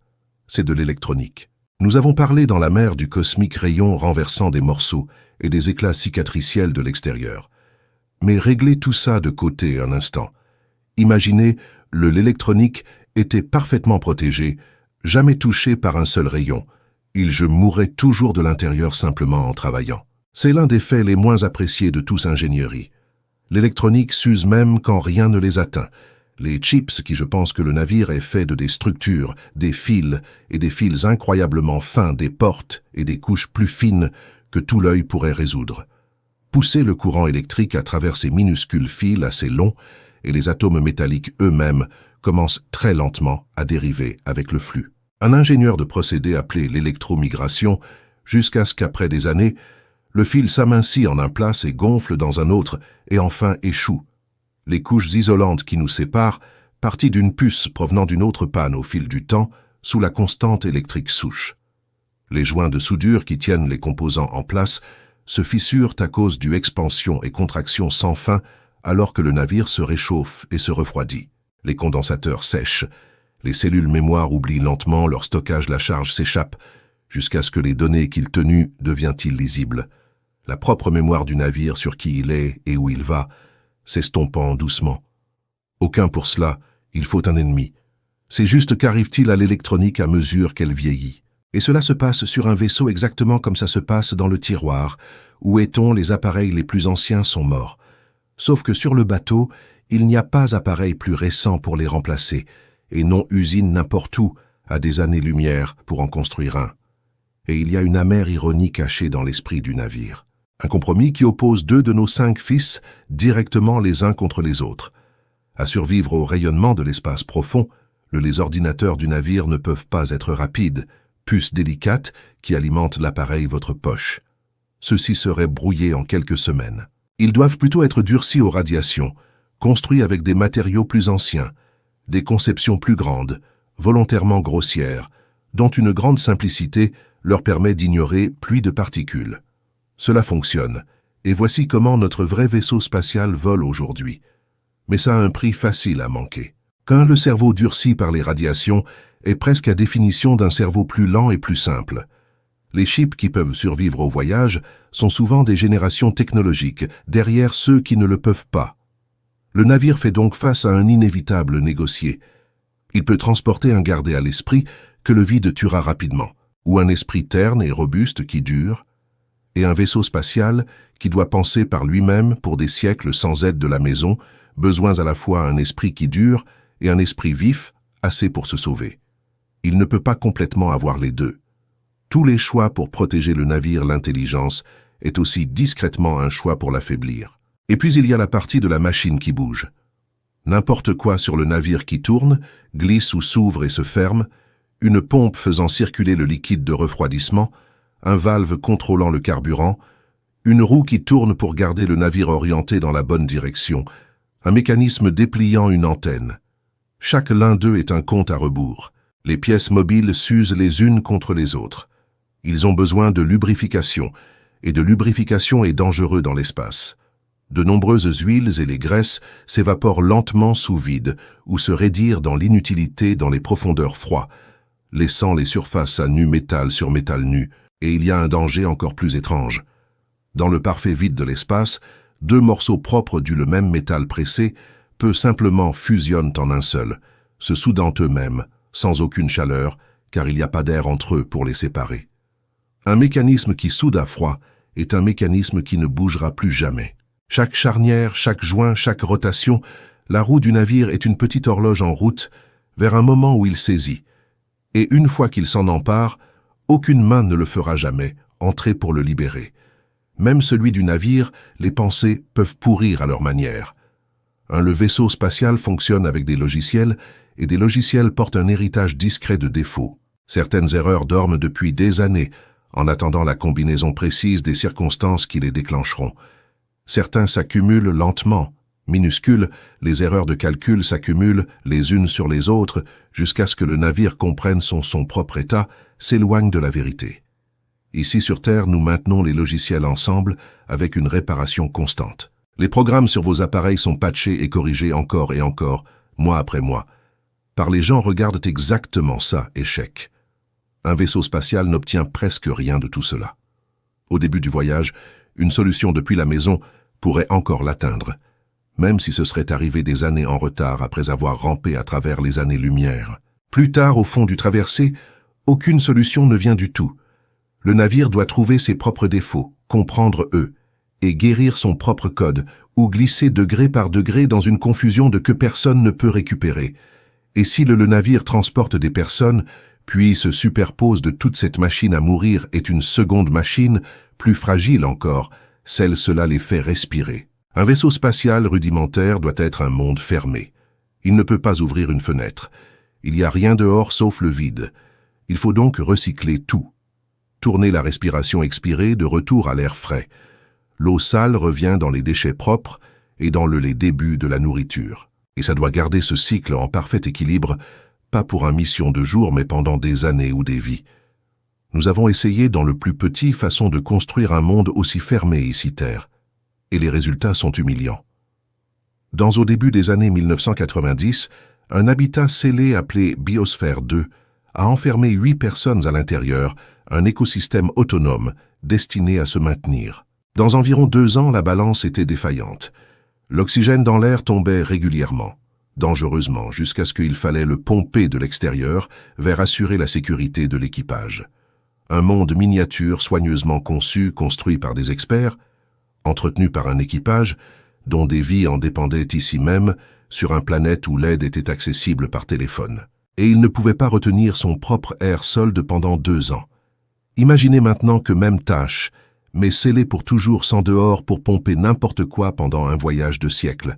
Chaque récolte qui échoue, chaque fuite qui murmure un peu d'air, chaque changement invisible dans l'équilibre invisible des composés microbiens, car il n'y a ni réinitialisation, ni sauvetage. Et il y a un échec plus lent et plus subtil attendant à l'intérieur de chaque monde fermé. Ça n'a rien à voir avec le manque et tout ce qui a trait à la construction. Le navire scellé ne peut rien jeter. Quoi qu'il fasse, il le garde. Au fil des années et des décennies et des siècles, le petit sous-produit qu'un monde ouvert simplement se disperse dans le vent et se lave dans la mer n'a nulle part où aller à bord d'un vaisseau spatial. Et ainsi, il se rassemble. Faible des produits chimiques s'échappent des plastiques et peintures et adhésifs dans le cellulaire. Des substances qui étaient complètement inoffensifs en un seul souffle et tranquillement dangereux après 10 000 d'entre eux. Minéraux précipités, issus d'un recyclage à l'infini arrosé et incrusté l'intérieur des canalisations, en les réduisant d'année en année jusqu'à ce que le débit s'étouffe jusqu'à devenir un filet d'eau. Des films de les microbes se glissent dans chaque humidité surface, filtres colonisateurs et vannes, et des capteurs, changeant et se propageant au fur et à mesure, ils suivent des chemins que personne ne peut pleinement prédire. Sur les stations spatiales, nous volons aujourd'hui. Les équipages déploient des efforts réels et constants, récurer les surfaces, essuyer les murs, et en échangeant les filtres encrassés, juste pour tenir à distance cette contamination rampante. Et ils sont à nouveau réapprovisionnés depuis la Terre et encore. Leur pire accumulation réalisée à la maison ou ventilée dans l'espace. Un vaisseau spatial n'a pas de maison où le transporter et ne peut pas permettre d'évacuer l'air lui-même et une eau qu'elle ne pourra jamais remplacer. Ainsi, au cours d'un voyage assez long, le monde est confronté à un danger plus étrange que la famine. Il peut lentement s'empoisonner avec le résidu de sa propre vie, salissant son propre poumon et veines, avec ce qu'il peut ni expulser, ni jamais nettoyer complètement. La menace n'est pas seulement que le navire tourne à vide, c'est que le navire a été serré contre le vide, se comble progressivement avec lui-même. À présent, vous ressentez peut-être la vraie forme du problème. Ce n'est pas n'importe lequel échec, c'est l'arithmétique de plusieurs des durées de vie finies, s'écoulant toutes à une fois à l'intérieur d'une machine qui ne peut pas être réapprovisionnée. Et la seule véritable arme de l'ingénieur, par contre, l'arithmétique a un nom. Redondance. La redondance signifie transporter plus d'un de tout ce qui compte, pour que quand la première pompe tombe en panne, une seconde prend son lieu, et lorsque le second échoue, un troisième. C'est ainsi que les vaisseaux spatiaux survivent aujourd'hui, et ça marche. Mais la redondance n'est pas un remède. C'est un retard et un coût coûteux. Chaque sauvegarde est plus massive à accélérer et un jour ralentir. Chaque sauvegarde prend de la place et ajoute complexité. Et voici le plus cruel capture de tous. Les sauvegardes vieillissent aussi, même assis inactifs. La pompe de rechange qui a jamais resté longtemps sur son étagère, ses joints se raidissent encore. C'est toujours du métal se dirige vers le soudage à froid. C'est l'électronique pourrie toujours. Vous ne pouvez pas porter un nombre infini de pièces de rechange. Et le ceux que vous portez ne restent pas neufs. Alors la redondance fait gagner du temps au navire. Précieux mission allongeant le temps. Mais chaque échec dépense une partie de cette réserve. Et la réserve ne fait que diminuer. Cela peut ne jamais être rechargé. Qu'est-ce que le navire les designers prient pour ça? Ce n'est pas ça, rien n'échoue. Tout échouera finalement. Mais que le navire échoue gracieusement. Que les systèmes meurent un à un temps, lentement. Chaque perte absorbée par un sauvegarde, la machine décline doucement, tout en faisant son travail. Ce qui l'a peur est l'échec en cascade inverse, où un système en panne surcharge le suivant, qui déclenche celui d'après, et les pertes parcourent le navire plus rapidement que n'importe quelle sauvegarde peut les attraper, jusqu'à ce que, en quelques heures, Un vaisseau spatial en bonne santé devient un mort. Tout l'art de construire un vaisseau spatial est l'art de organiser sa mortalité, de s'assurer que la machine se démonte lentement et en toute sécurité, plutôt que du tout une fois. Mais sûrement, pourriez-vous penser, là doit être une issue. Sûrement suffisamment un navire intelligent pourrait se réparer tout seul. C'est le grand espoir et il mérite un honnête entendre, parce qu'il y a une vraie substance à cela et de vraies limites. La première idée est réparation autonome. Donner au robot du navire et assez d'intelligence pour réparer le sien, pièce cassée, pour diagnostiquer une panne système et réparer-le sans aucun humain main. C'est une belle idée. Mais suivez un pas de plus et le sol tombe loin. Le système de réparation est lui-même une machine. Les robots ont des roulements qui grippage et électronique qui pourrit. L'intelligence fonctionne sur des puces qui vieillissent et logiciels qui dérivent. Alors, qui répare le réparateur? Vous pouvez construire un système pour réparer le navire, mais vous avez alors besoin d'un système pour réparer ce système et un système pour réparer ça. Et au fond de chacun de ces tours, il y a toujours une couche finale que personne n'est laissé à réparer. L'auto-représentation n'échappe pas au problème de vieillissement. Cela ne fait que déplacer le problème quelque part plus profondément à l'intérieur du navire. La deuxième idée est l'auto-fabrication. Plutôt que de transporter des pièces de rechange finies pièces, transporter les matières premières et les machines pour fabriquer de nouvelles pièces sur demande. Imprimer des composants neufs comme les anciens, ceux qui échouent. Une petite usine située à l'intérieur du navire. C'est vraiment puissant parce qu'un stock de matières premières peut remplacer une gamme bien plus large de choses cassées qu'un ensemble fixe de pièces de rechange ne le pourrait jamais. Mais l'usine 2 est une machine qui vieillit, et cela ajoute une masse et une complexité énorme vers un navire qui se bat déjà pour chaque kilogramme, et cela ne peut que faire ce qu'il a à la fois les matériaux et les plans d'un navire peuvent transporter un atelier dans les profondeurs. Mais un atelier qui se brise ne peut pas se reconstruire rien. La troisième idée est modulaire conception. Construisez le navire de manière à ce que, le cas échéant, pièce échoue, un module entier peut être échangé proprement contre un remplacement, comme changer une cartouche. Cela aide. Il provoque les échecs dont le navire souffre plus facile de survivre, mais il faut quand même transporter les modules. Et les modules toujours âge, et vous ne pouvez en transporter qu'un nombre limité. Et la quatrième idée atteint l'équipage lui-même. Dormance biologique. Si les passagers vivants sont les plus cargaisons fragiles et exigeantes de tous, consommer de l'air, de la nourriture et de l'eau chaque jour, vieillissant chaque année, alors peut-être tu pourrais les endormir, les congeler, ou ralentir leur corps jusqu'à ce qu'ils rampent, pour qu'ils ne vieillissent pas et ne consomment pas pendant la longue traversée, réveil seulement à la fin. En principe, cela allégerait le charge de survie énorme et épargner l'équipage les siècles. En pratique, c'est une idée spéculative, pas prouvée. Nous ne pouvons pas encore en toute sécurité maintenir un être humain dans un tel état pendant même pour une courte période, encore moins pour des centaines d'années. Et remarque le piège même dans le rêve. Les machines qui gardent les dormeurs gelés fonctionnent parfaitement, alimentées, refroidies et contrôlées pendant tout le trajet. Alors vous n'avez pas supprimé la dépendance à l'égard de la machine à mourir. Vous avez fait l'équipage endormi en est totalement l'otage. Chaque issue de secours suivie assez loin, les cercles reviennent au même mur. Il n'y a aucune astuce qui rende une machine immortelle. Il n'y a qu'un travail minutieux sans fin de le faire durer un peu plus longtemps. Et combien de temps cela doit durer dépend entièrement de quel type de vaisseau on parle environ. Car ici les trois grands, les archétypes se séparent, et les problèmes de survie pourraient difficilement être plus graves différents. Le plus simple est le sans-vis-sonde. Un vaisseau robotique ne transportant aucune vie, seulement des instruments et un but. Il a le problème de survie le plus simple des trois parce qu'il n'a besoin ni d'air ni de nourriture, pas d'écosystème fermé. Ça s'en fiche sur le confort, la compagnie ou le passage de génération. Il doit seulement maintenir son pouvoir. L'esprit fonctionne, c'est vrai, ses charges utiles sûres et sa voix capable de rentrer à la maison. C'est déjà assez dur. Tout ce que nous avons décrit encore s'y applique. Mais une sonde a le meilleure chance d'arriver dans certains fonctionnels formes, même s'il est battu, même si c'est la moitié les systèmes sont devenus sombres, même s'il boite vers sa destination comme l'ombre de ceux qui quittaient la maison. Pour un vaisseau robotique, partielle la survie peut encore être un succès. Plus dur est le navire de brut conventionnel. celui qui transporte des personnes vivantes qui s'attendent à être éveillées et qui s'attend à voir la destination de leurs propres yeux. Désormais, chaque fragilité de la machine est rejointe par les fragilités du corps et le monde fermé qui le soutient. Et il y a un plafond dur intégré cette conception. L'équipage doit vivre assez longtemps pour arriver.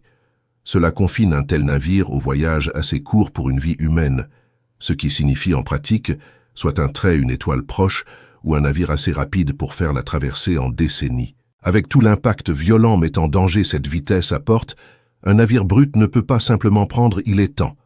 Ses passagers sont une horloge qui s'épuise, et le plus dur de tout, par un marge énorme, c'est le vaisseau de génération. Un vaisseau si vaste et si patient qu'aucun celui qui monte à bord en verra un jour la fin. Sur un navire générationnel, les gens qui lancement sont censés vivre toute leur vie à bord, avoir des enfants, grandir vieux et mourir en transit, de sorte qu'ils soient leurs descendants des générations plus tard qui enfin n'arrivaient. C'est le test ultime de survie parce que maintenant, le navire doit rester en vie, pas juste une machine et pas seulement un équipage, mais toute une société autosuffisante et écosystème ininterrompu depuis des siècles ou des millénaires, et les demandes s'empilent de manière cela n'a rien à voir avec l'ingénierie. Du tout. Les chercheurs qui ont modélisé de tels voyages révèlent que l'équipage ne peut pas être trop petit ou la communauté s'effondre à travers le lent rétrécissement de son propre lignée. Une étude minutieuse a conclu qu'avec des règles strictes, un équipage de départ composé d'aussi peu comme environ 98 pourrait simplement se maintenir l'étoile la plus proche. D'autres soutiennent que pour survivre non seulement au voyage ordinaire, mais toute catastrophe soudaine le long du de toute façon, l'équipage devrait être loin plus grand. Une estimation détaillée a placé le plage de sécurité quelque part entre environ 14 000 et 44 000 personnes, et tout de cela reste aujourd'hui au plus bas échelon de préparation. Mathématiques pures et conception spéculative, jamais construite, jamais testée, n'existant que sous forme d'équations sur un page. La génération a demandé aux machines pour survivre non seulement à la sienne partie, mais la mémoire, la connaissance et la volonté de chaque personne qui savait pourquoi le voyage avait commencé. Et ce dernier, le point, mérite d'être tiré jusqu'au bout parce que c'est une sorte d'échec. Non, une armure et aucune redondance ne pourra jamais protéger contre. Au cours d'un voyage qui s'étend sur plusieurs générations, les gens qui ont construit le navire n'arrivent pas. Ils se lancent et meurent en chemin, et leurs enfants et les enfants des enfants. Les hommes et les femmes qui a compris le réacteur jusque dans ses moindres détails osaient, qui savaient non seulement courir, mais pourquoi tous les choix avaient été faits, quelles étaient ces bizarreries, quelle particularité le son ou le silence signifiait vraiment, sont partis dans une vie ou deux. Tous ceux qui viennent après héritent d'une machine qu'ils n'ont pas conçue et ont été « on m'a seulement appris à m'occuper ». Et des connaissances transmises par une voix vivante et travaillant transmettre à plusieurs générations, ça m'incite à chaque passage. Compétences qui ne sont pas constamment mises en pratique, s'estomper. Le plus dur résonne derrière une procédure, sont oubliés bien avant la procédure elle-même, et jusqu'à ce que les gens soient suivant consciencieusement les règles qu'ils ne comprennent. Impuissantes à improviser au moment où les règles entrent en collision avec la situation, les ancêtres n'ont jamais écrit. Une réparation. Le manuel peut être copié jusqu'aux dernières lettres et toujours être mal interprété par un esprit qui a perdu le contexte plus profond nécessaire pour lui donner un sens. Donc une génération le navire peut arriver physiquement sain, le réacteur bourdonne, tout entier inaccessible, l'air est encore respirable et échoue tous les pareils. Parce que la compréhension vivante nécessaire pour le faire fonctionner, et au-dessus tout pour le réparer quand il finit par faiblir, s'est discrètement vidé de l'équipage au cours des siècles. Le métal peut survivre aux esprits qui savaient comment en prendre soin. Et une machine que personne n'est encore vraiment à bord comprend que c'est une machine déjà à moitié perdue dans le noir, quel que soit son structure, aussi fidèle que soient ses moteurs. La meilleure chose qu'un vaisseau générationnel doit préserver à travers le vide peut ne pas être son matériel du tout. C'est peut-être le sien, connaissance de soi. Alors voilà le ennemi à l'intérieur. Ni la poussière, ni les radiations, ni les froids, mais la simple mortalité des patients de chaque composant, chaque circuit, chaque phoque, chaque cellule vivante et même chaque une compétence difficile. Tous s'épuisent immédiatement à l'intérieur d'un navire qui ne peut être réapprovisionné, réparé de l'extérieur ou atteint par tout sauvetage. Un vaisseau spatial est une course entre deux horloges, la distance qu'il doit parcourir et la durée de vie de la machine qui le traverse. Et rien de ce que nous avons décrit jusqu'à présent garantit que l'horloge de la machine survit au voyage. Mais supposons contre la mer dehors et le vieillissement à l'intérieur, contre le pouvoir qui s'estompe et le circuit pourri et engrenage grippant et l'air vicié et les fragiles équilibres d'un monde fermé et vivant. Supposons que le navire tienne le coup. Supposons qu'il fasse tout correctement. Il traverse l'impossible. Sombre, toujours alimenté, toujours en train de réfléchir, toujours entier, portant toujours son but et son passage vivant. Supposons qu'après des siècles, sa destination, l'étoile, gonfle enfin, à partir d'un point de lumière, dans un soleil de plomb devant nous. Puis le navire fait face au seul test qu'il a été économisé pour la toute fin. Le test qui tous les autres systèmes existaient pour faire possible. Parce que atteindre une étoile et arriver à « on n'est pas la même chose ». Et à arriver, le navire doit encore pouvoir voir où ça va. Diriger, parler pour protéger ce qu'il transporte. Et surtout, d'une manière ou d'une autre, arrêter. Et il s'avère que s'arrêter est peut-être la chose la plus difficile de toutes. Et en s'arrêtant, il s'avère que c'est peut-être la chose la plus difficile de tout. Imaginez le navire maintenant, à la fin de tout. Il a traversé le impossible sombre. Il a survécu à la mer à l'extérieur et au vieillissement intérieur. En avant, non n'est plus un point faible parmi d'innombrables d'autres.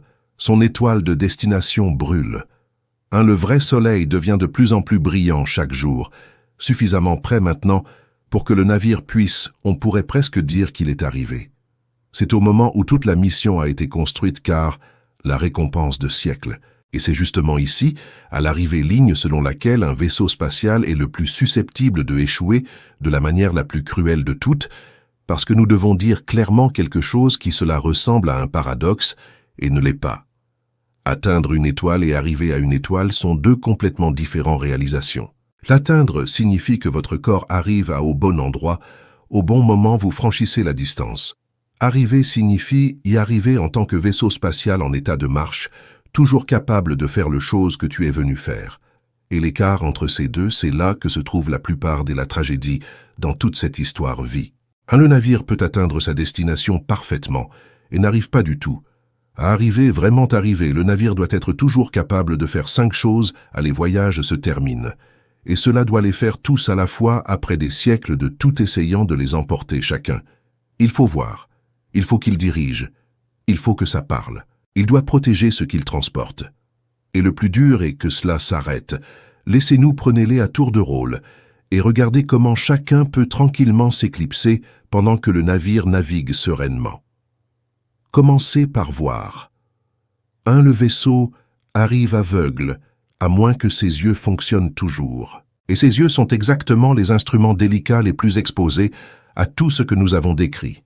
Les capteurs, les caméras et l'étoile trackers qui doivent scruter à travers le sale, au-delà de l'armure dans le tout-mer qui sillonne le navire depuis toute la traversée. Ce sont les pièces qui ne peuvent pas être entièrement protégées parce qu'un capteur qui ne peut pas voir n'est pas un capteur du tout. Alors ils prennent les radiations, ils prenaient l'érosion, leurs lentilles se troublent. Leurs détecteurs se remplissent lentement de cicatrices de rayons cosmiques jusqu'à l'image, ils reviennent, est une brume de faux signaux. Leur électronique fine, pourrie comme tous les repos. Un navire peut arriver avec un parfait trou et un réacteur plein, et soit pour tous des fins pratiques aveugles. Ces fenêtres sont ouvertes l'univers embué par le voyage qui l'a porté là. Et un bateau aveugle, je ne peux faire aucune des 4 autres choses parce que chacun d'eux dépend en premier, en sachant où vous êtes. Ce qui amène nous à la direction. Supposons que le navire puisse je vois encore. Il faut maintenant faire quelque chose vraiment difficile et bien plus dur qu'en gardant simplement une ligne droite. Pensez à ce qu'est réellement le navire visant. Il ne vise pas là où il se trouve l'étoile cible-est. Il vise là où cette étoile sera après tout traversant parce que l'étoile n'est pas restée immobile. Il se déplace à travers le galaxie sur son propre chemin. Et au fil des siècles de voyage, il parcourra une distance considérable d'où il se trouvait au lancement. Le navire doit diriger sa cible à la manière d'un chasseur conduit un oiseau en vol, ne se lançant pas à l'étoile, mais un espace vide où l'étoile est destinée à arriver au moment exact où le navire le fait.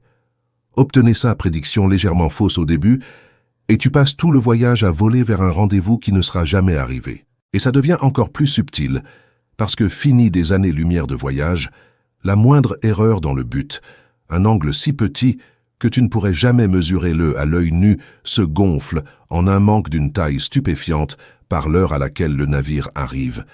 Un cours qui était presque parfait à le lancement ne sera pas parfait à la fin. Le navire doit remarquer la dérive et se repousser encore et encore le chemin. Mais le coup de pouce nécessite deux des choses qui se raréfient avec le temps. Il faut un cerveau fonctionnel pour calculer la correction. Les mêmes ordinateurs vieillissants, nous avons assisté à la décadence plus tôt. Et ça, il faut du carburant pour réellement pousser une réserve de propulseurs que le navire a portée et dépensé lentement pour toute la traversée. Manqué de soi et le navire perd la capacité de dirige, et il y a un final étrange difficulté à attendre à la toute fin. Le navire doit encore reconnaître son destination quand il se rapproche. Après des siècles de voyage vus d'un tout nouvel angle, avec tout le ciel réorganisé par le mouvement du navire, le système cible n'aura pas l'air tel qu'il est fait depuis chez moi. Le navire doit pouvoir choisir son étoile parmi un transformé ciel et confirme que c'est enfin l'endroit. Et un navire qui ne peut pas corriger sa trajectoire ou ne peut même pas être, je suis sûr, de quelle lumière est celle pour laquelle il est venu, naviguera au-delà du monde même qu'il a passé siècles atteignant. Le manquant d'une distance plus grande que l'a le monde lui-même, avec plus rien à faire à ce sujet. Supposons maintenant qu'il puisse voir et qu'il peut diriger. Il faut aussi qu'il parle. Parce que pour la plupart des missions, un vaisseau spatial qui ne peut dire à personne ce qu'il a trouvé dans un sentiment a échoué, peu importe comment, glorieusement, cela a réussi. Et parlant à travers la distance interstellaire est le sien cauchemar tranquille. Le signal du navire renvoie à la maison est un murmure qui doit traverser à des années-lumière, étendant et affaiblissant tout le chemin jusqu'à ce qui arrive sur Terre est presque perdu dans le bruit du univers. Pour être entendu, le navire a besoin d'un émetteur puissant et une grande antenne pointée avec une précision exquise vers l'arrière, comme c'est arrivé. Et à la fois l'émetteur et la visée dépendent de la puissance et de mécanismes qui auraient pu échouer. Et même si le navire peut être entendu, il y a une limite encore exaspérante. Il peut à peine dire n'importe quoi. Plus le signal est faible, plus lentement il doit parler pour être compris à tout. Parce que chaque bribe d'information doit être répétée et étirée et renforcée pour survivre à la traversée. Un navire à une autre étoile pourrait peut-être couler à flot ses découvertes, n'en abrite que quelques-unes morceaux à la fois, pour que les images et mesures qu'il a recueillies en quelques heures de l'arrivée pourraient prendre des mois ou des années dribbler à travers les années-lumière. Le navire pourrait apprendre quelque chose d'extraordinaire à propos d'un nouveau monde, et ensuite passer le reste de sa vie mourante, essayant lentement de terminer la phrase. Et il y a une cruauté plus profonde encore dans le discours. Et c'est ça. Même quand le navire le fait parler, personne ne peut répondre à temps pour aider. Le message de l'étoile la plus proche prend le relais 4 ans pour nous parvenir, et notre réponse prend plus de 4 ans pour revenir. Pour les plus lointains cibles, l'aller-retour se mesure en des décennies ou des siècles. Ainsi, la Terre peut ne commander jamais vraiment un vaisseau spatial. Cela peut ne jamais atteindre la fin pendant une crise et réparer ce qui ne va pas. Au moment où nous apprendre que quelque chose est cassé, le moment d'agir est passé il y a des années. Par le dès que nos instructions arrivent, le navire a vécu ou est mort depuis longtemps seul. C'est peut-être le fait le plus isolé de tout le vol spatial. Le navire n'est pas juste très loin. C'est hors de portée de aider en permanence par la simple loi de la vitesse de la lumière. Quoi qu'il arrive, il arrive tout seul. Et puis si le navire transporte tout ce qui est précieux, instruments ou matériel génétique ou équipage vivant et endormi, il a dû garder cette cargaison en sécurité à travers tout cela, et je dois le garder en sécurité maintenant à la fin. Nous, j'ai déjà vu comment les radiations corrompent l'information stockée, et comment un fermé l'écosystème peut échouer. L'arrivée ne soulage pas ce fardeau. Si quoi que ce soit, cela l'intensifie, parce que maintenant la charge utile ne doit pas être simplement conservée, mais prêt. Les dormeurs doivent se réveiller. Les instruments doivent s'allumer. Les graines congelées le nouveau monde doivent être encore vivants. Un navire peut arriver intact et sous tension court et parlant, et ouvrir sa prise à trouve que son but est mort, quelque part dans le sombre. Tranquillement, il y a des années, pendant que tout autour de lui, il a continué à fonctionner. Mais tout ceci, la vision, la direction, le parlant, les protecteurs, tous supposaient que le vaisseau peut faire la seule chose que nous ont gardée pour la fin.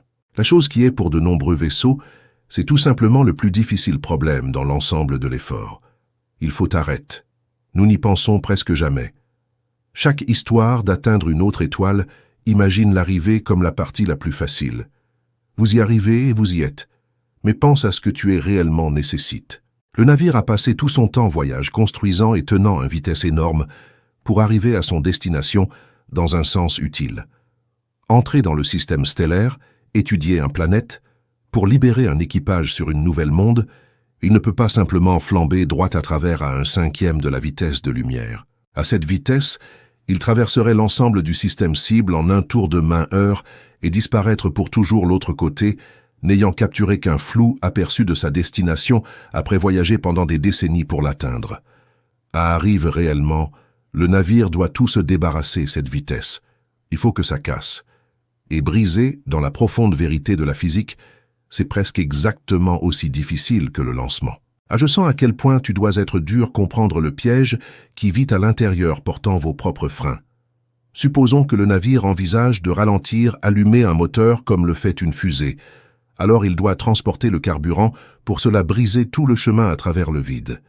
Mais ce carburant de rupture a une masse. Et apporter une masse supplémentaire, il fallait accélérer, il atteint sa vitesse de croisière dans le premier lieu, ce qui prenait encore plus de carburant à lancement. Et ce carburant de lancement avait aussi une masse, ce qui exigeait encore plus de carburant pour le déplacer. Les coûts s'accumulent les uns sur les autres, multipliés plutôt que d'additionner, jusqu'à ce que la quantité de propulseurs nécessaire pour arrêter une charge utile significative sur une autre étoile des ballons à quelque chose de monstrueux. Bien plus que la charge utile elle-même, parfois plus que ce que le navire pourrait jamais faire vraisemblablement porter. Cette spirale vicieuse est l'un des murs les plus durs de tout fusée. Et c'est la raison pour laquelle s'arrêter, non partir, c'est ce qui brise tranquillement tant de personnes rêvent de vaisseau spatial. C'est un mur tellement dur que certaines de nos créations les plus sérieuses refusaient simplement de l'escalader. C'est le règlement promis plus tôt lors de notre rencontre Projet Adélus et Choix troublant. La sonde à fusion conçue pour ne jamais s'arrêter. Nous pouvons maintenant comprendre pourquoi ces créateurs cédaient à la rupture. Ils ont couru le chiffre sur le transport de suffisamment de carburant pour ralentir une vraie charge utile. J'ai regardé la spirale de masse vers l'impossible et conclu que la seule mission honnête était survol flamboyant. Tout s'est rassemblé en quelques frénétiques heures, puis en avant dans l'obscurité sans fin. Il y a une sorte d'arrivée, mais mince et déchirant. Un vide voyage dépensé pour un célibataire après-midi de recherche puis parti. Il force un sombre aveu. Pour beaucoup missions, vraiment s'arrêter n'est pas prévutable, et l'arrivée ne veut rien dire de plus qu'un aperçu en passant. Les dessins, ceux qui espèrent arrêter, doivent atteindre des trucs qui ne nécessitent pas de carburant. Et chacun parmi eux, il est fragile à sa manière. Certains proposent de diffuser un vaste champ magnétique voile, un grand filet invisible de aimant champ, et l'utiliser pour saisir le mince plasma du système de destination et traînent contre lui comme une ouverture de parachute dans un vent contraire. D'autres imaginent déployant une énorme voile physique et en le tournant pour capter la lumière du cible et l'étoile de front, laissant les étoiles propres lueurs repousser l'arrivée navire et saigner doucement sa vitesse. Les deux sont élégants. Les deux pourraient fonctionner, mais les deux sont des structures délicates et tentaculaires qui doivent survivre à toute la traversée pliée et en attente, puis déployer parfaitement et conservent leur forme au un moment. Ils sont nécessaires. Après des siècles à ne rien faire d'autre que vieillir le noir, un parachute tu ne peux pas inspecter, ne peux pas tester et ne peux pas réparer, qui doit s'ouvrir parfaitement du premier coup et essayer seulement à l'extrémité du le plus long voyage jamais fait. Un navire qui ne peut pas casser ne plante pas, c'est simplement ne s'arrête pas. Il vole à travers son long destination recherchée et dans le noir au-delà. Toujours en mouvement, encore peut-être intact, ayant atteint son étoile et n'y suis absolument pas parvenu. Alors maintenant, tu peux voir la forme pleine et terrible du problème d'arrivée. Le navire doit au la toute fin du plus long et du plus voyage punitif jamais tenté. En même temps, voyez clairement, dirigez-vous avec précision vers une cible en mouvement. Parlez puissamment à travers les années-lumière. Protégez ce qu'il transporte, et j'ai perdu la plus grande vitesse que tout ait jamais connue, jamais transportée, à l'aide de systèmes dotés vieillis, s'érode et échoue depuis toute la traversée, sans aucune aide capable de atteignez-le, et pas de seconde chance. S'il y en a une, l'un d'eux s'éclipse. Et il y en a un dernier ombre sur l'arrivée d'un étranger, que tout le reste parce que ce n'est pas à propos du navire. Il s'agit du lieu. Tout ce que la mission a été construit autour le choix de la cible. La raison pour je crois que quelque chose vaut la peine arriver attendu à la fin a été décidée au lancement. D'après ce que nous avons pu entrevoir jusqu'ici le monde, à travers les années-lumière, les siècles avant que le navire n'y arrive. Mais un système stellaire n'est pas figé sur place en attendant. Pendant tout le temps, le navire passe la traversée, la destination continue changement, et la connaissance qu'en a le navire est toujours aussi vieux que le voyage est long. L'équipage ou la sonde vise un monde tel qu'il était il y a des générations et ne peut que découvrir ce qu'il a vraiment devenir à la toute fin. Quand il n'y a pas plus aucun moyen de faire demi-tour, un navire pourrait traverser tout le vide parfaitement, et j'arrive à découvrir que la planète a été envoyée pour étudier, n'est-ce pas, la planète, la génération de lancement croyait, son promesse réévaluée, son ambiance relire. La chose même qui en valait la peine, voyage millénaire, tranquillement renversé par les découvertes faites chez moi longtemps après le navire, est devenu silencieux et a glissé hors de atteindre. C'est un échec d'une toute autre nature gentil. La machine fait tout correctement. Il voit, il dirige, il parle, il protège, il arrête même. Et toujours ça peut arriver à une destination qui n'est pas plus celui à qui il a été envoyé.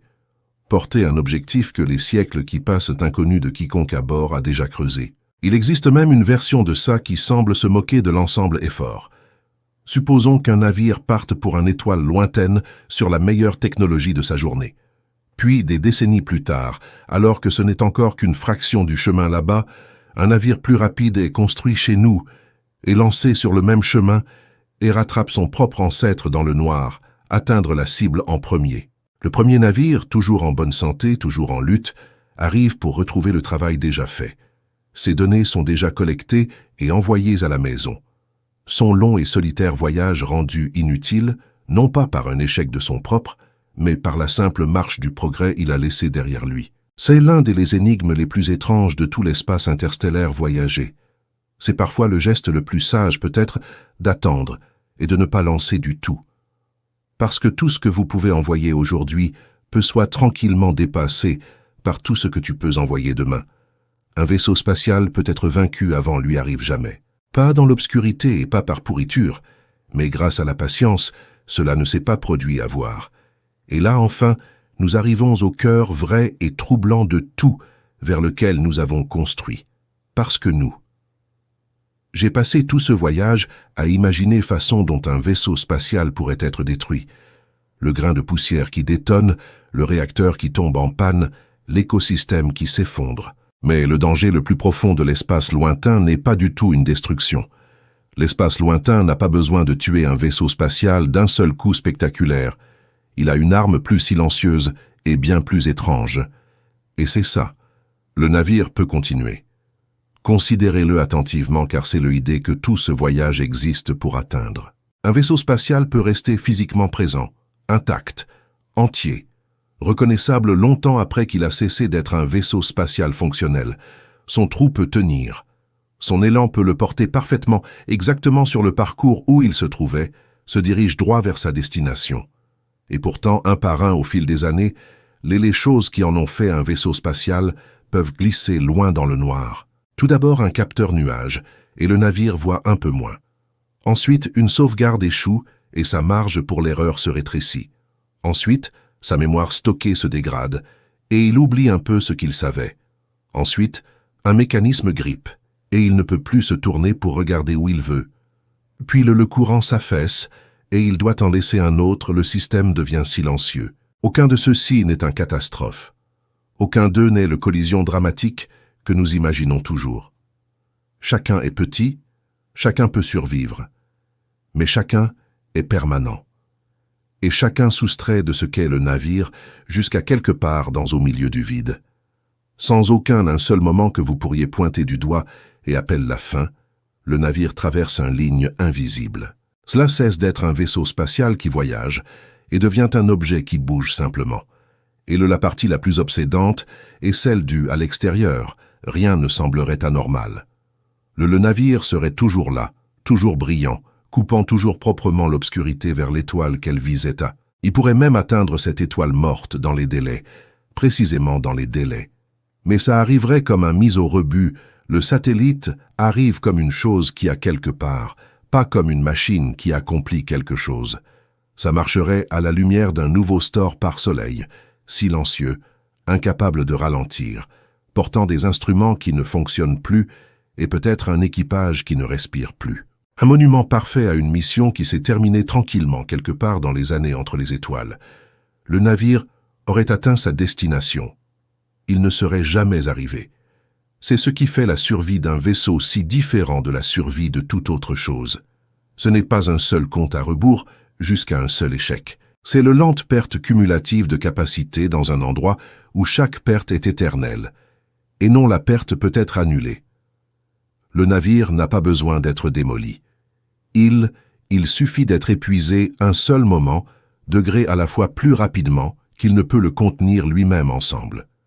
Et parce qu'il ne peut jamais être réparé de l'extérieur, la seule question qui compte est si le navire peut transporter suffisamment de vie en lui-même pour être encore en vie quand il arrive là où il va. Notez également qu'il n'y a pas de réponse à combien de temps un vaisseau spatial pourrait survivre. Pas de numéro unique, pas d'universelle durée de vie. Nous devons résister à la tentation de dire quelque chose de propre et final, comme 1000 ans ou 10 000. La vérité, c'est plus honnête et plus intéressant que ça. Un vaisseau spatial, la survie dépend de tout à la fois, sur la vitesse à laquelle il se déplace, ce qui détermine s'il fait face à la mort lente du temps ou la mort violente par impact. Sur quoi il est fait et comment il est protégé. Qui définit la vitesse à laquelle la mer dehors l'use? Sur la question de savoir si cela porte des robots ou des dormeurs, ou une société vivante, qui définit la fragilité de sa cargaison et combien de temps ça doit durer, sur combien redondances qu'il comporte et avec quelle grâce il échoue, sur la question de savoir s'il doit simplement voler passer ou doit d'une manière ou d'une autre s'arrêter. Changer n'importe quel l'un d'entre eux et la réponse change entièrement. Il n'y a pas de durée de vie d'un vaisseau spatial. Il n'y a que la durée de vie d'un vaisseau particulier sur un particulier voyage avec des choix particuliers cuits au four dedans au lancement. Des choix qui peuvent ne sera jamais révisés une fois disparus. Et donc on revient à la toute fin du image avec laquelle nous avons commencé. Ce navire silencieux, moteur sombre, glissant à travers le vide vers un soleil lointain. Quand nous avons commencé, c'était ressemblait à un symbole d'évasion. De l'humanité s'échappe de son berceau et chercher une autre étoile. Et c'est ça. Mais nous le comprenons différemment maintenant. Nous savons que le cabotage n'est pas repos. Nous savons qu'à partir du moment où est entré dans l'obscurité, le navire était sous siège. De la mer mince à l'extérieur, parcourant son pot, et de sa propre machinerie mortelle courant tranquillement à l'intérieur, nous savons que chaque égratignure et chaque morceau retourné et chaque équipement saisi était permanent, et qu'ils additionnaient tous le tout façon. Le navire ne se repose pas. C'est durable. Il est engagé. Chaque seconde de chaque année dans une lutte, il ne peut pas gagner définitivement et ne peut qu'espérer prolonger assez. Une lutte contre le temps lui-même, contre les dommages accumulés, contre les simples irréversibilités de tout ça, ne va pas dans un endroit où rien peut être réparé. Et voici enfin le j'ai pensé qu'il valait la peine d'être emporté de tout ceci. Nous avons tendance à croire que le défi d'atteindre les étoiles est un défi de vitesse et de puissance, de construire un moteur assez puissant, de aller assez vite, de traverser la distance terrible. Et ceux-là sont réels les défis, mais ce n'est peut-être pas le plus difficile. Il s'avère que le plus difficile n'est peut-être pas le cas sur le mouvement du tout.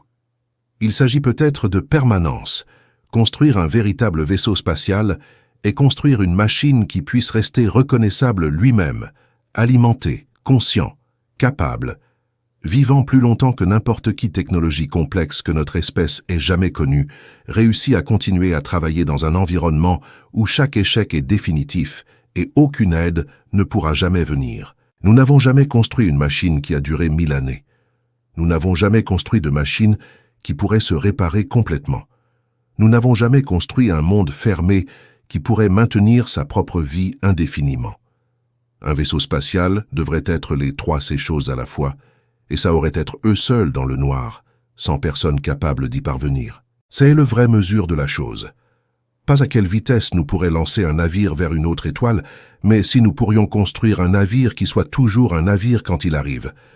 Que je pourrais envoyer quelque chose à travers ça, un gouffre inimaginable qui s'étend au loin rivage. Et non comme une relique à la dérive, pas comme un cadavre élégant passant devant un monde il ne peut plus percevoir, mais comme une machine vivante, qui peut encore s'ouvrir ses yeux et regarde le nouveau soleil qu'il a enfin atteint, et je sais que c'est là.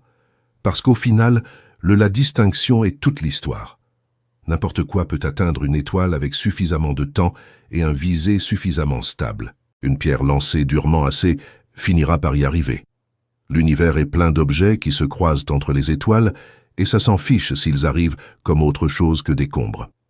La question qui sépare un rocher d'un vaisseau spatial, la seule question vraiment cela a toujours compté dans toute cette affaire et fort, ce n'est pas si la chose arrive.